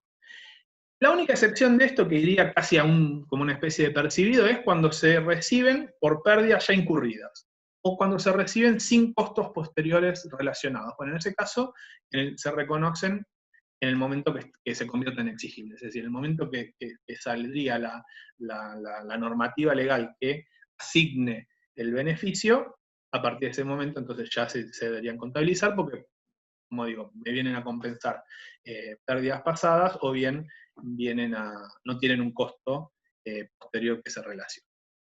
Bueno, y de esta manera entonces más o menos vamos dando por finalizada todo el pantallazo contable que queríamos darle de todas las cuestiones referidas al escenario económico actual tan relacionado con el COVID y con las medidas. Le doy paso entonces a Walter para que nos cuente un poco los impactos de auditoría, ¿sí? en los estados contables que se emitan en este periodo. Adelante, Walter. Bueno, Fer, perfecto, muchísimas gracias. Bueno, ya tuvimos todo este primer resumen y nos pusimos un poco en el lugar en donde nos encontramos, con todo el gran resumen que hizo Carlos. Después todas las cuestiones contables fueron acá expuestas por Fernando, y me queda a mí continuar y tomar un poco la posta y ver estas cuestiones referentes a auditoría, ya sea para cierres de ejercicios con anterioridad a este hito que hemos determinado, o con posterioridad, es decir, lo que se nos viene hacia adelante. Antes de comenzar de lleno a ir a la cuestión más actual del COVID, me gustaría poner un poquito en contexto de qué estamos hablando cuando hablamos de auditoría. Es decir, hablar un poquito y sentar un pequeño marco normativo que nos va a servir para poder continuar hablando. Cuando nosotros hablamos de auditoría o un proceso de auditoría, ¿qué es lo que estamos mencionando? Lo que estamos mencionando es que mediante este proceso nosotros vamos a brindar una seguridad razonable. Es decir, nosotros vamos a otorgar una seguridad razonable respecto a un objeto de trabajo que en este caso son los estados financieros.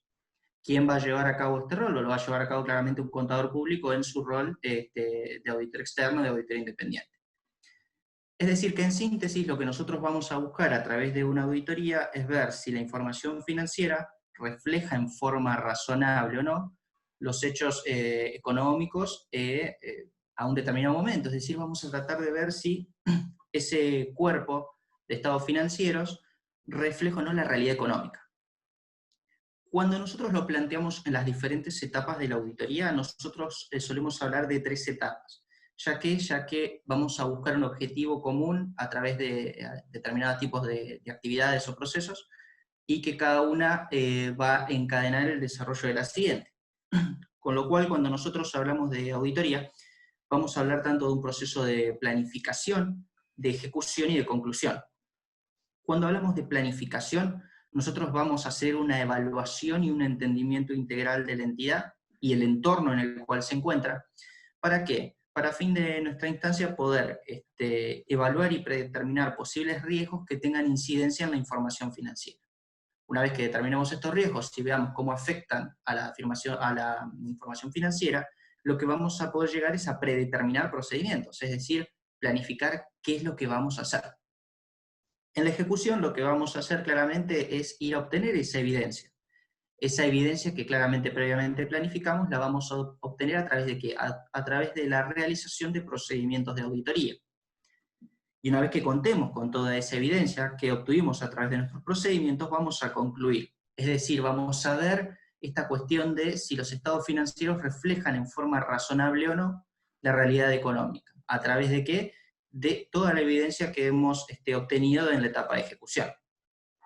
Entonces, bien, planteando esta cuestión primaria y elemental, es decir, teniendo el camino allanado en cuanto a conceptos básicos, vamos puntualmente al tema de la charla.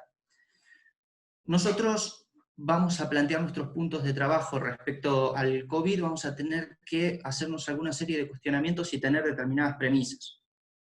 Claramente, como mencionaba Carlos, nosotros tenemos este hito que es la declaración de la pandemia. Entonces, los dos ifs que se nos plantean a nosotros ahí son los siguientes, es decir, nos encontramos con auditorías en curso, es decir, ya estamos desarrollando la auditoría, o estamos próximos a comenzar un proceso de auditoría, es decir, se nos viene con posterioridad a la fecha de la declaración de la pandemia y de este hito. Entonces, mediante nos encontremos en uno o en otro, nosotros vamos a tener que plantear determinadas premisas sobre cómo vamos a tener que encarar el desarrollo de nuestro trabajo. Las premisas, a ver si avanzamos, ahí están, las vamos a tener dadas primeramente en qué. Vamos a tener que hacer un exhaustivo y detallado relevamiento del marco de leyes y regulaciones, que como lo mencionaba Carlos y Fernando, o sea, es muy vasto, y de ahí vamos a tener que evaluar cómo impacta eso ya tanto a la entidad y posteriormente a nosotros en el desarrollo de la auditoría. Siguiendo con eso, vamos a tener que pensar también cómo vamos a llevar a cabo nuestra auditoría, y acá vamos a tener que tener en cuenta estos dos ifs, es decir, nos va a tocar a nosotros barajar un poco, nos va a tocar a nosotros continuar, vamos a tener que repensar todo desde cero. Eso es clave para poder determinar cómo vamos a repensar esta auditoría, y después repensar y pensar en la entidad también, es decir, cómo la entidad ha tenido que haber visto modificados sus operaciones, sus procesos y sus dinámicas de trabajo, porque de ahora en más estamos ante una nueva normalidad. Entonces tenemos que replantearnos estas tres dimensiones, como estas tres premisas, para empezar a abordar nuestra auditoría. ¿Cómo vamos a seguir nosotros? Vamos viendo por las diferentes etapas, que fuimos las que planteamos anteriormente. Si arrancamos por lo que se refiere al proceso de planificación, es decir, cuando hablábamos de esta cuestión de la evaluación de la entidad, su entorno, esa determinación de riesgos que vamos a buscar para poder diseñar y predeterminar procedimientos, nosotros vamos a tener en cuenta una cantidad de ítems que pusimos acá, que en primera instancia vamos a hablar, y me parece que es el más fuerte, que es el entendimiento. El entendimiento va a estar dado ¿por qué? Por las leyes y regulaciones. Las leyes y regulaciones que afectan a la entidad y a su entorno. Es decir, cómo toda esta batería de normas, en el caso nuestro, que se produjeron como hito con el aislamiento preventivo social y obligatorio, y sus posteriores actualizaciones, ¿qué impacto va a tener en las operaciones, en los procesos, en la entidad misma y en la industria en la cual nuestra entidad, que es objeto de auditoría, se encuentra inmersa? Eso es muy importante. Tenemos que tener un adecuado entendimiento del marco en el cual nos encontramos, es decir, en el cual la empresa está inmersa. Continuando con esto, el segundo ítem que tenemos es que repensar los riesgos de auditoría, y repensarlos en base a esta nueva normalidad que mencionamos. El repensar estos riesgos, ¿qué va a implicar? Va a implicar en primera instancia ver si hay riesgos que previamente no consideré, porque la situación era otra, y entonces deberé considerarlos porque van a tender a ser significativos y tener una significación en la evaluación que yo tengo que hacer de los riesgos. O por otro lado, me encuentro en una situación donde todo lo que antiguamente yo venía considerando como riesgos y demás, tal vez no son los correctos, tengo que repensarlos y volver a evaluar cuáles son los riesgos que van a impactar a la entidad. Con lo cual esa es una base para poder hacer una adecuada planificación. Continuando con esto, el próximo ítem que tenemos es, hay una nueva normalidad que se da producto de estas leyes y regulaciones, lo cual ha llevado que se haya cambiado los hábitos y se hayan cambiado el cómo y qué hacer de las empresas. Entonces a nosotros nos va a ser muy significativo evaluar el marco de control interno de la entidad. Es decir, si la entidad ha podido acompañar en forma adecuada la modificación de sus procesos, de sus operaciones, la ha podido adecuar también su marco de control interno y que los mismos vayan en igual sentido. O por el contrario, si nos encontramos aunque las operaciones se han visto totalmente modificadas, el qué hacer se ha visto modificado, y consecuentemente tenemos un marco de control interno que no puede, valga la redundancia, ir a controlar en forma adecuada cómo se están realizando las cosas. Siguiendo con esta lógica, hemos evaluado riesgos, evaluamos las leyes, evaluamos el marco de control interno, vamos a tener que repensar y evaluar nuestra materialidad. Es decir, si ya nos encontramos con una auditoría iniciada, tendremos que pensar si la materialidad que calculamos en su momento y demás es la adecuada dadas las circunstancias actuales, en la medida en que todas las cuestiones previas afecten al desarrollo de la auditoría. Y en el caso de que arranquemos una nueva auditoría, tenemos que repensar si el cálculo que utilizábamos para determinar la materialidad, es decir, esta significatividad, es decir, no sé, usábamos un componente crítico, usábamos alguna línea específica, vamos a tener que estresar y pensar si esas assumptions que nosotros teníamos son las adecuadas o tenemos que replanificarlas y replantearlas. Continuando con esto también, otro de los puntos claves, que lo mencionaba Carlos al principio un poco, es repensar las modalidades de trabajo. Nosotros estamos experimentando esta nueva cuestión del teletrabajo, es decir, de trabajar desde casa, el trabajo remoto, y nos hemos soportado en un montón de aplicaciones y cuestiones tecnológicas para así poder realizarlo. Claramente, si estoy en una auditoría ya iniciada, voy a tener que repensar sobre la marcha y modificar esta dinámica de trabajo. El equipo de trabajo no va a poder trabajar claramente en el cliente, no vamos a poder estar todos juntos, vamos a tener que ver cómo llevamos a cabo la labor. Ahora bien, también es importante, en el punto anterior, si nosotros nos encontramos con un software de auditoría, por ejemplo, y demás, organizar y planificar el trabajo va a ser más fácil, si no después ya en la parte de ejecución veremos qué otras herramientas podemos utilizar que van a ser muy, muy útiles.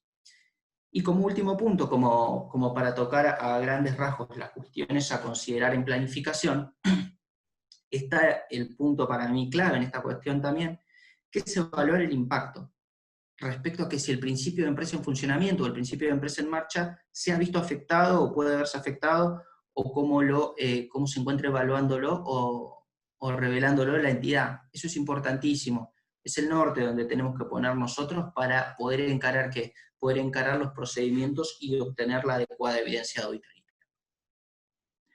Si continuamos en lo que respecta a la ejecución, y cuando hablábamos de ejecución nos referíamos a esta recolección de evidencia, es decir, a recolectar toda la evidencia para luego tener los elementos de juicio válidos y necesarios para poder concluir, nosotros acá vamos a tener que considerar algunas premisas que son muy importantes a la hora de llevar a cabo una adecuada ejecución en los contextos actuales.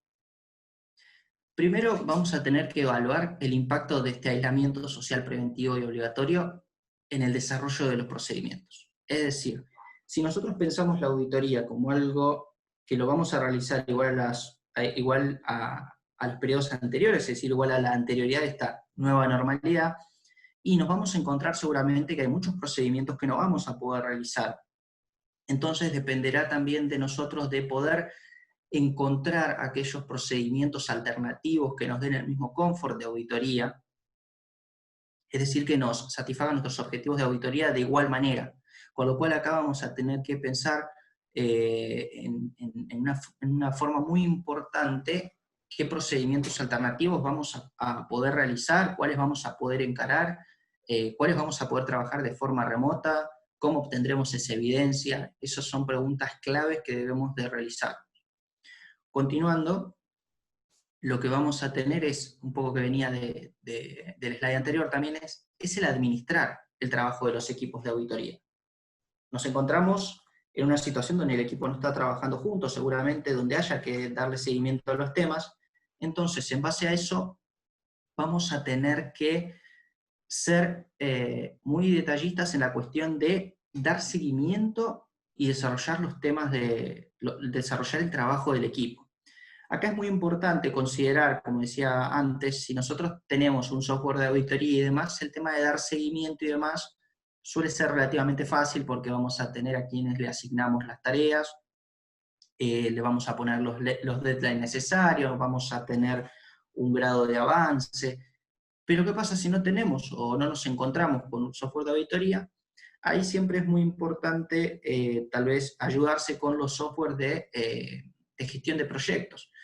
Imagínense usar un Trello, un Microsoft Planner, un DoProject, que son programas en los cuales nosotros podemos generar un montón de tareas, ponerle deadline, asignarlas a los miembros del equipo, tenemos tableros de reportes para ver cómo avanzamos al respecto.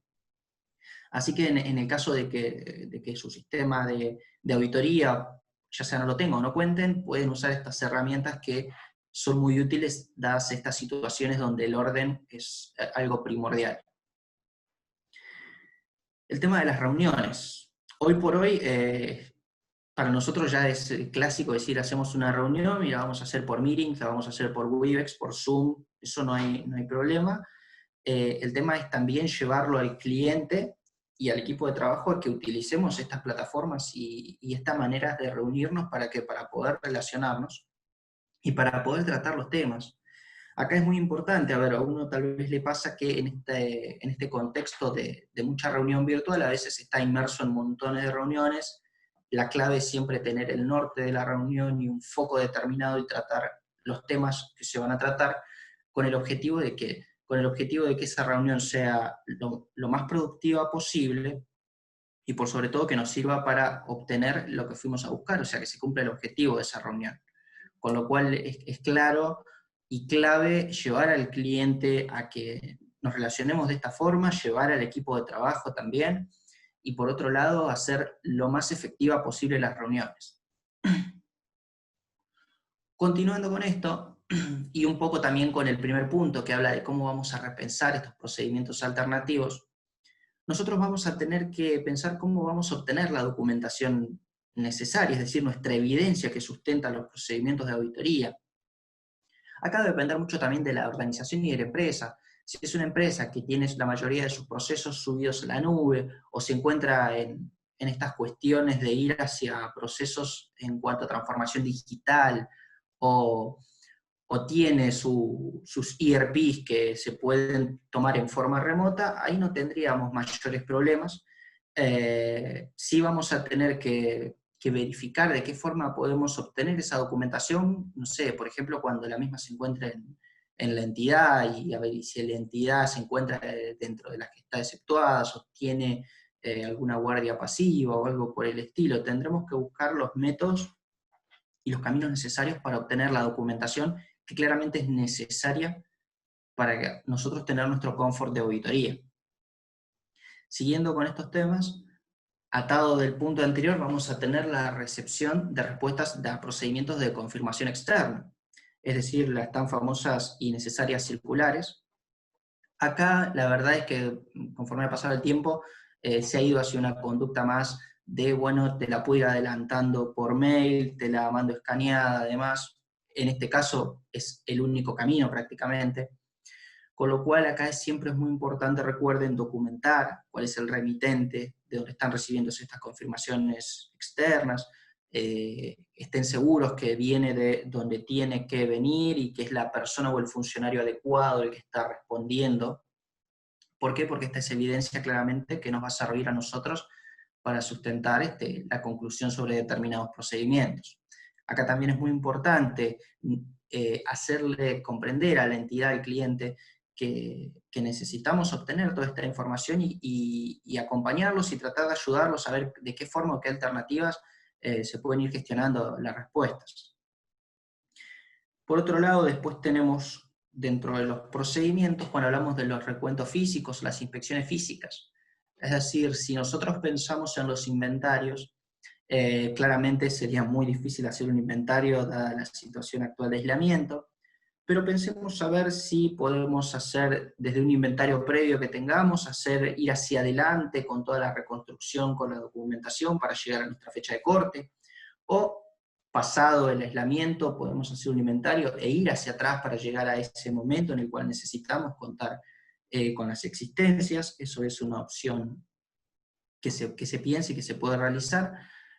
o si no, veremos a ver de qué otra forma podremos explorarlo, pero pensar en hacer tal vez un inventario ahora, porque nos cae la fecha de corte en la cual se va a cerrar el ejercicio de más, suena un poco complicado, dadas las situaciones actuales. Y por último, y es algo importante, nosotros podemos plantear N baterías de procedimientos y N baterías de procedimientos alternativos dadas las situaciones actuales. Pero también hay procedimientos que tal vez no podamos realizar, que nos encontremos en determinadas situaciones donde no tengamos un alternativo que nos dé el mismo confort de auditoría. Entonces, con lo cual vamos a tener también que evaluar en determinadas cuestiones que vamos a tener limitaciones al desarrollo de nuestro trabajo. Y que esas limitaciones veremos en su nivel de significación, cuán significativas son y cómo nos pueden impactar en nuestra conclusión del trabajo, es decir, en nuestro informe, en nuestro dictamen. Pero es clave e importante considerar todas estas cuestiones. No le tengan miedo a una cuestión de que tal vez no podamos obtener evidencia y tengamos que limitar el desarrollo de nuestro trabajo. Si continuamos con las cuestiones referentes a la conclusión, esa pongámosla completa si quieren al slide, así ya lo vemos todo junto. Acá lo que vamos a tener es, en lo que es la conclusión, nosotros vamos a evaluar toda esa evidencia que estuvimos recolectando, vamos a resumir las conclusiones que obtuvimos durante esa ejecución, vamos a hacer un adecuado relevamiento de todos los hechos posteriores, que bien los han mencionado Carlos y Fernando, y en base a toda esta evidencia y demás vamos a concluir en esta cuestión de esa seguridad razonable respecto de esta información financiera, de este balance. ¿Dónde lo vamos a plasmar eso? En nuestro informe del auditor independiente. Entonces, nuestro informe del auditor independiente, dadas las N casuísticas que pueda haber, vamos a tener una opinión, que puede ser una opinión limpia o no modificada, podemos tener una opinión con salvedad, una opinión adversa, una abstención de opinión cuando no tengamos elementos de juicio válidos para decir si algo es razonablemente o no representa razonablemente. Y en determinadas cuestiones donde querramos llamar la atención sobre algún hecho sin que afecte la opinión, vamos a incluir un párrafo de énfasis, como así lo establece nuestro marco normativo. Es muy importante acá entonces que pensemos esta etapa que es prácticamente la última y muy importante, es clave todo lo que hayamos recolectado en la etapa previa, es decir, en la ejecución. Todo lo que hayamos obtenido en la ejecución nos va a servir para concluir.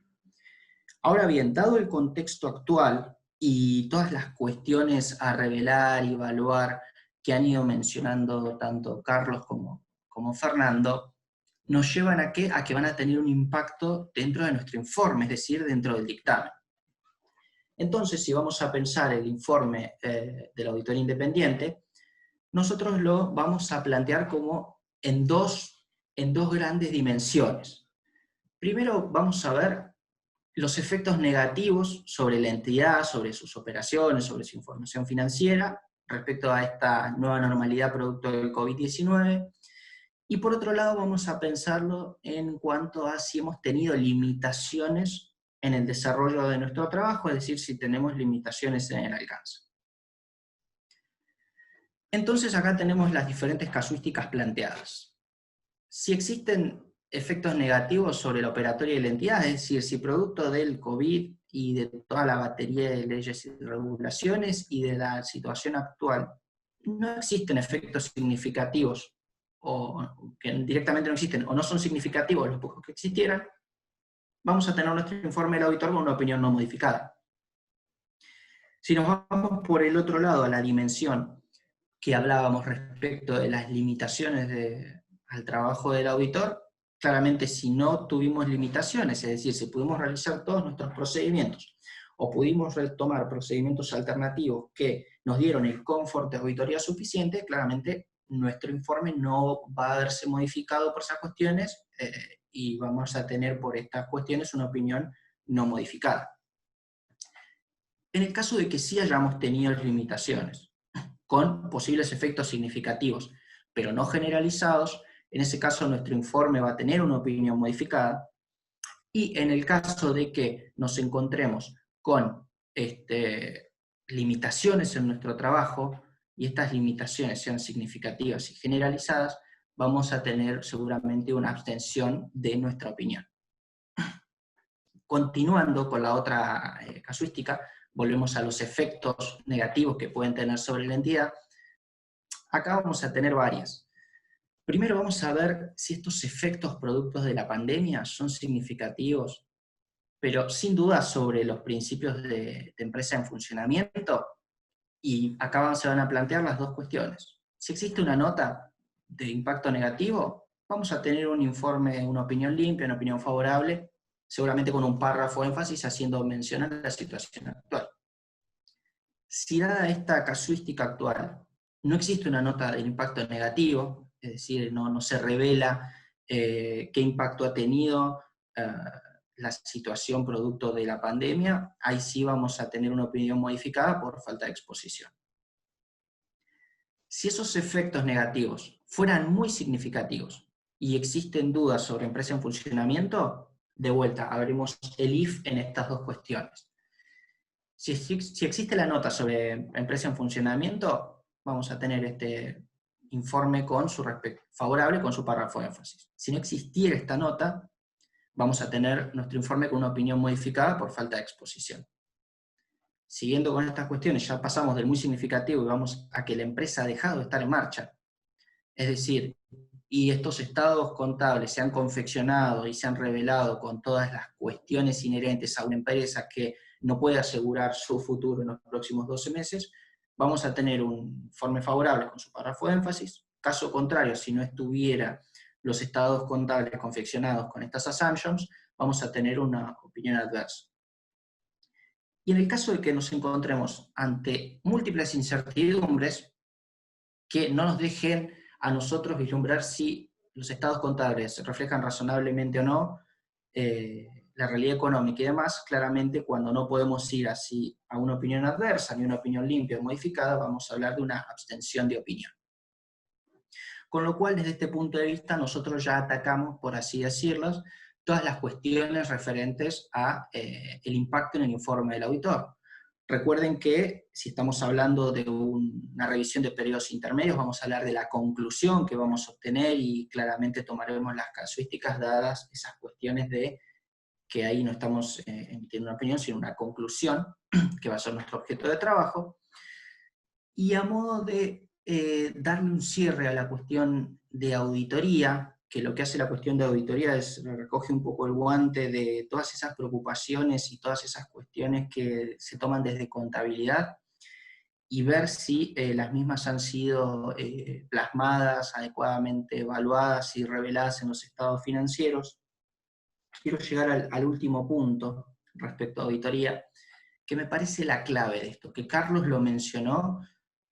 Me había olvidado esta, disculpen. Acá habíamos hecho, perdón, que lo fui haciendo sobre la marcha y no lo había puesto acá. Es el antes y el después, pongámoslo como un punto de inflexión. Nosotros podemos tener, como dijimos hoy, auditorías iniciadas previamente a la declaración de la pandemia y auditorías iniciadas con posterioridad.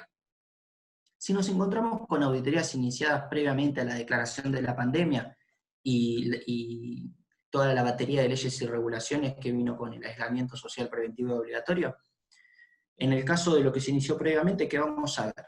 Vamos a ver el nivel de trabajo realizado. Es decir, ¿qué realizamos hasta el momento? ¿Qué nos falta? ¿Y cómo vamos a completar eso que nos falta? Para completar eso que nos falta, vamos a tener que replanificar esos procedimientos y buscarle su correspondiente alternativo, siempre, como dijimos, con esta cuestión de obtener el mismo confort de auditoría. Se nos replanteó la forma en que trabajábamos. Si estábamos previo a esto, seguramente teníamos al equipo trabajando dentro de la organización y demás. Ahora no es así, con lo cual vamos a tener que modificar las dinámicas de trabajo y poner mucho foco en la coordinación del equipo que va a estar trabajando en forma remota. Y después relevar exhaustivamente los fundamentos que tiene la entidad respecto si al principio de empresa en funcionamiento se ha visto afectado o no. Cuando vamos a las auditorías iniciadas con posterioridad a la declaración de la pandemia, ahí viene un poco esta cuestión de barajemos y demos de vuelta en el sentido de, bueno, veamos la materialidad, vamos a tener que hacer una definición tal vez distinta, tomando otras assumptions, vamos a tener que hacer un claro entendimiento del marco de leyes y regulaciones que le está aplicando a esa entidad. Como decían hoy al inicio, o sea, tenemos prácticamente más normas emitidas que días de aislamiento, con lo cual es muy importante tener el adecuado conocimiento de las mismas para ver cómo afectan al ente. El entendimiento del marco de control interno también, eso es muy importante. La empresa pudo adecuar sus procedimientos de control y demás ante la nueva forma en que está operando, si es que está operando.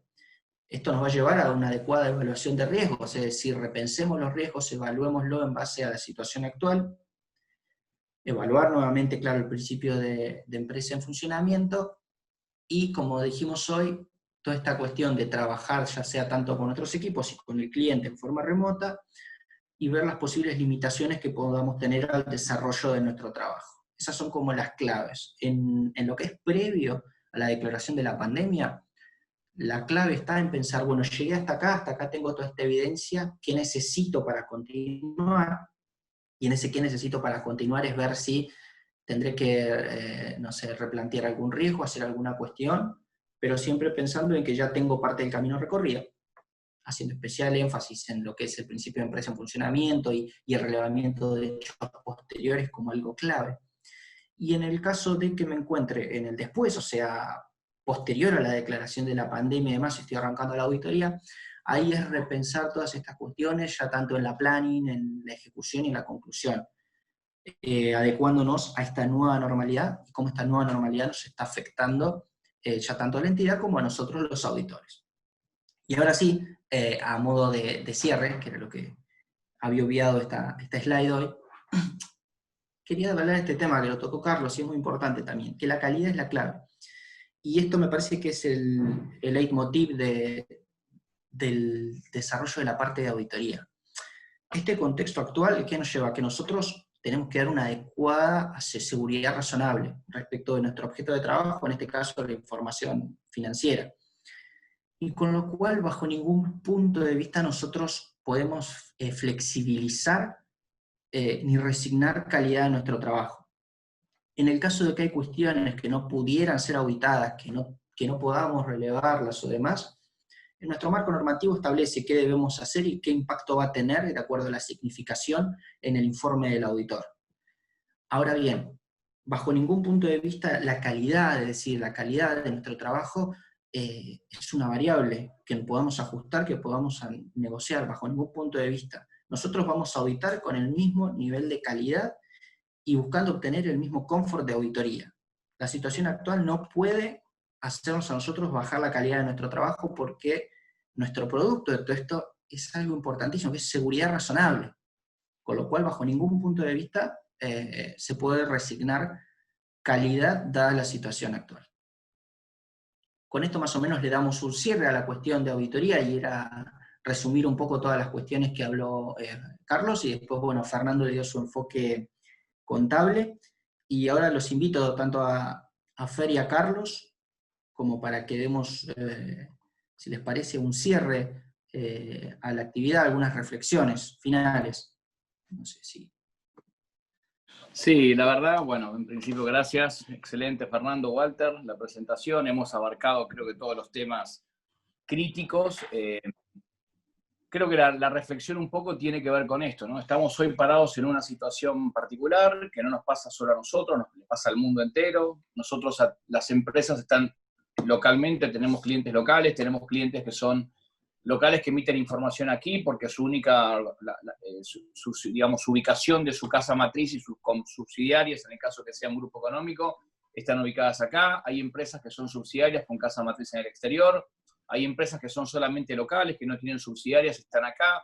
Entonces, esto les va a pasar o a la matriz, o a la subsidiaria, o a las que están acá, la única empresa, a la grande, a la pequeña, a la mediana, le pasa claramente a todos, y nosotros somos, digamos, los que estamos en la línea trabajando y un poco llevando a cabo conectando un poco la realidad normativa que emiten los organismos, y obviamente las empresas responden a esa normativa para poder tratar de reinventar esto que llamamos normalidad, ¿no? O sea, este nuevo concepto de cómo redefinimos qué es lo normal en un contexto de pandemia.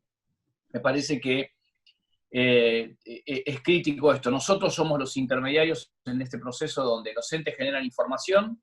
A veces nos toca ser profesionales que estamos dentro de las compañías, trabajando en las áreas contables, generando información contable. A veces somos profesionales que estamos en estudios y nos toca ser auditores, asesores de estos clientes que generan información y preparan estados contables. Independientemente en el lugar, hoy hemos enfocado al ente que prepara información financiera y al auditor que la audita, claramente, ¿no? Y en ese proceso, que pasa en una línea de tiempo, ¿no? Entender que si yo estoy parado en ese momento de la pandemia, miro hacia atrás, giro la cabeza y miro hacia atrás y tengo que ver qué cierres me agarran en ese proceso y qué auditorías me agarran en ese proceso. Y claramente hemos discutido y hemos, tanto desde el punto de vista contable, auditoría, qué aspectos a considerar y qué impacto va a tener esto en el informe de auditoría. Entendemos que si estamos antes de esa fecha de inflexión que dijimos que era el 11 de marzo, claramente, salvo casos extremos y graves donde, se evidencia algún hecho particular, entendemos que es un hecho nuevo, que el énfasis está en informar en nota, en aclararlo, en alertar al usuario de la información contable y los correspondientes análisis en la batería de procedimientos que va a hacer el auditor, con un informe que en principio tendría que analizar las variables como comentábamos Walter. Y claramente, si tengo cierres de manera posterior, el problema es del periodo, el problema es del ejercicio, del periodo intermedio, donde claramente forma parte del periodo que estamos analizando del ejercicio, y ahí hay que empezar a trabajar y a pivotear con otro énfasis, en el sentido de entender que va a haber efectos cuantitativos, que hay un montón de esas normas que van a tener efectos cuantitativos en la información de las compañías, por un beneficio, por un diferimiento, por un problema de compensación, de extender plazos, de no poder generar caja, de poder adelantar inversiones y convertirlas en fondos, en dar cumplimiento a obligaciones a corto y mediano plazo, en fin. Y en algunos casos donde esta ecuación empieza a ser más crisis y más caótica, bueno, empezar a replantear esto que contábamos muy bien, de los principios de la evaluación o los parámetros a considerar en este principio de empresa en marcha.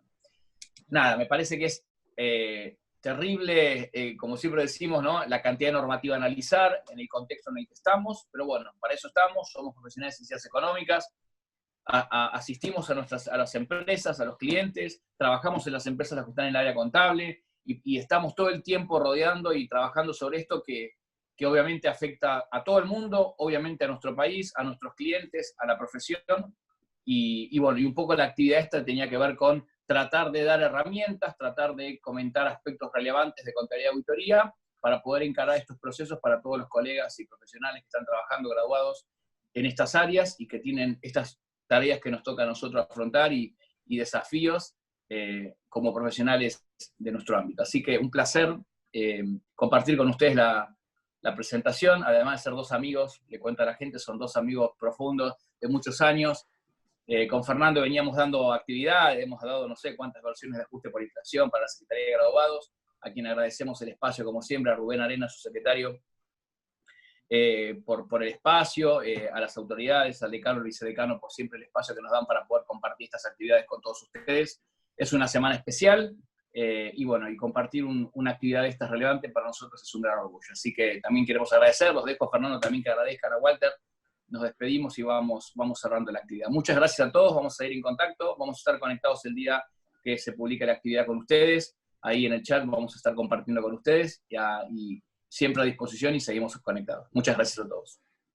Bueno, de mi parte también, muy cortito, el agradecimiento, como decía Carlos, a la Secretaría de Graduados y a las autoridades de la facultad, también a Carlos por convocarnos a acompañarlo en esta charla, y creo que el contexto actual lo que nos requiere, ni más ni menos, es ser más profesionales que nunca, ¿sí? Así que nos pone a prueba en nuestra destreza, en nuestra capacidad de gestión, y en nuestra flexibilidad para adaptarnos al contexto y seguir cumpliendo con nuestras obligaciones. Así que bueno, en pos de eso, y gracias.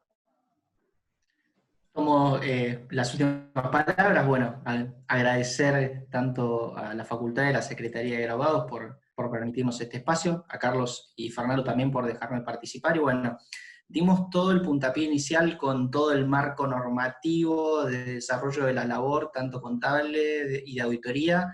Queda en nosotros retomar el guante como profesionales y darle para adelante, que es lo que se espera de nosotros. Así que bueno, y desearle una feliz semana de graduado para todos y muchas gracias por haber compartido este rato con nosotros. Los vamos a tener, algo importante aclarar, que a medida que salgan nuevos complementos a esta guía y cuestiones puntuales, vamos a estar teniéndolos al tanto y seguramente anexando o adicionando si alguna cuestión nueva aparece, para que también sigan, estando al día y estando, digamos, a la par de todas las novedades técnicas que van saliendo respecto a cómo avanza esta pandemia y cómo va a ir afectando en los próximos cierres que se vienen. Muchas gracias a todos.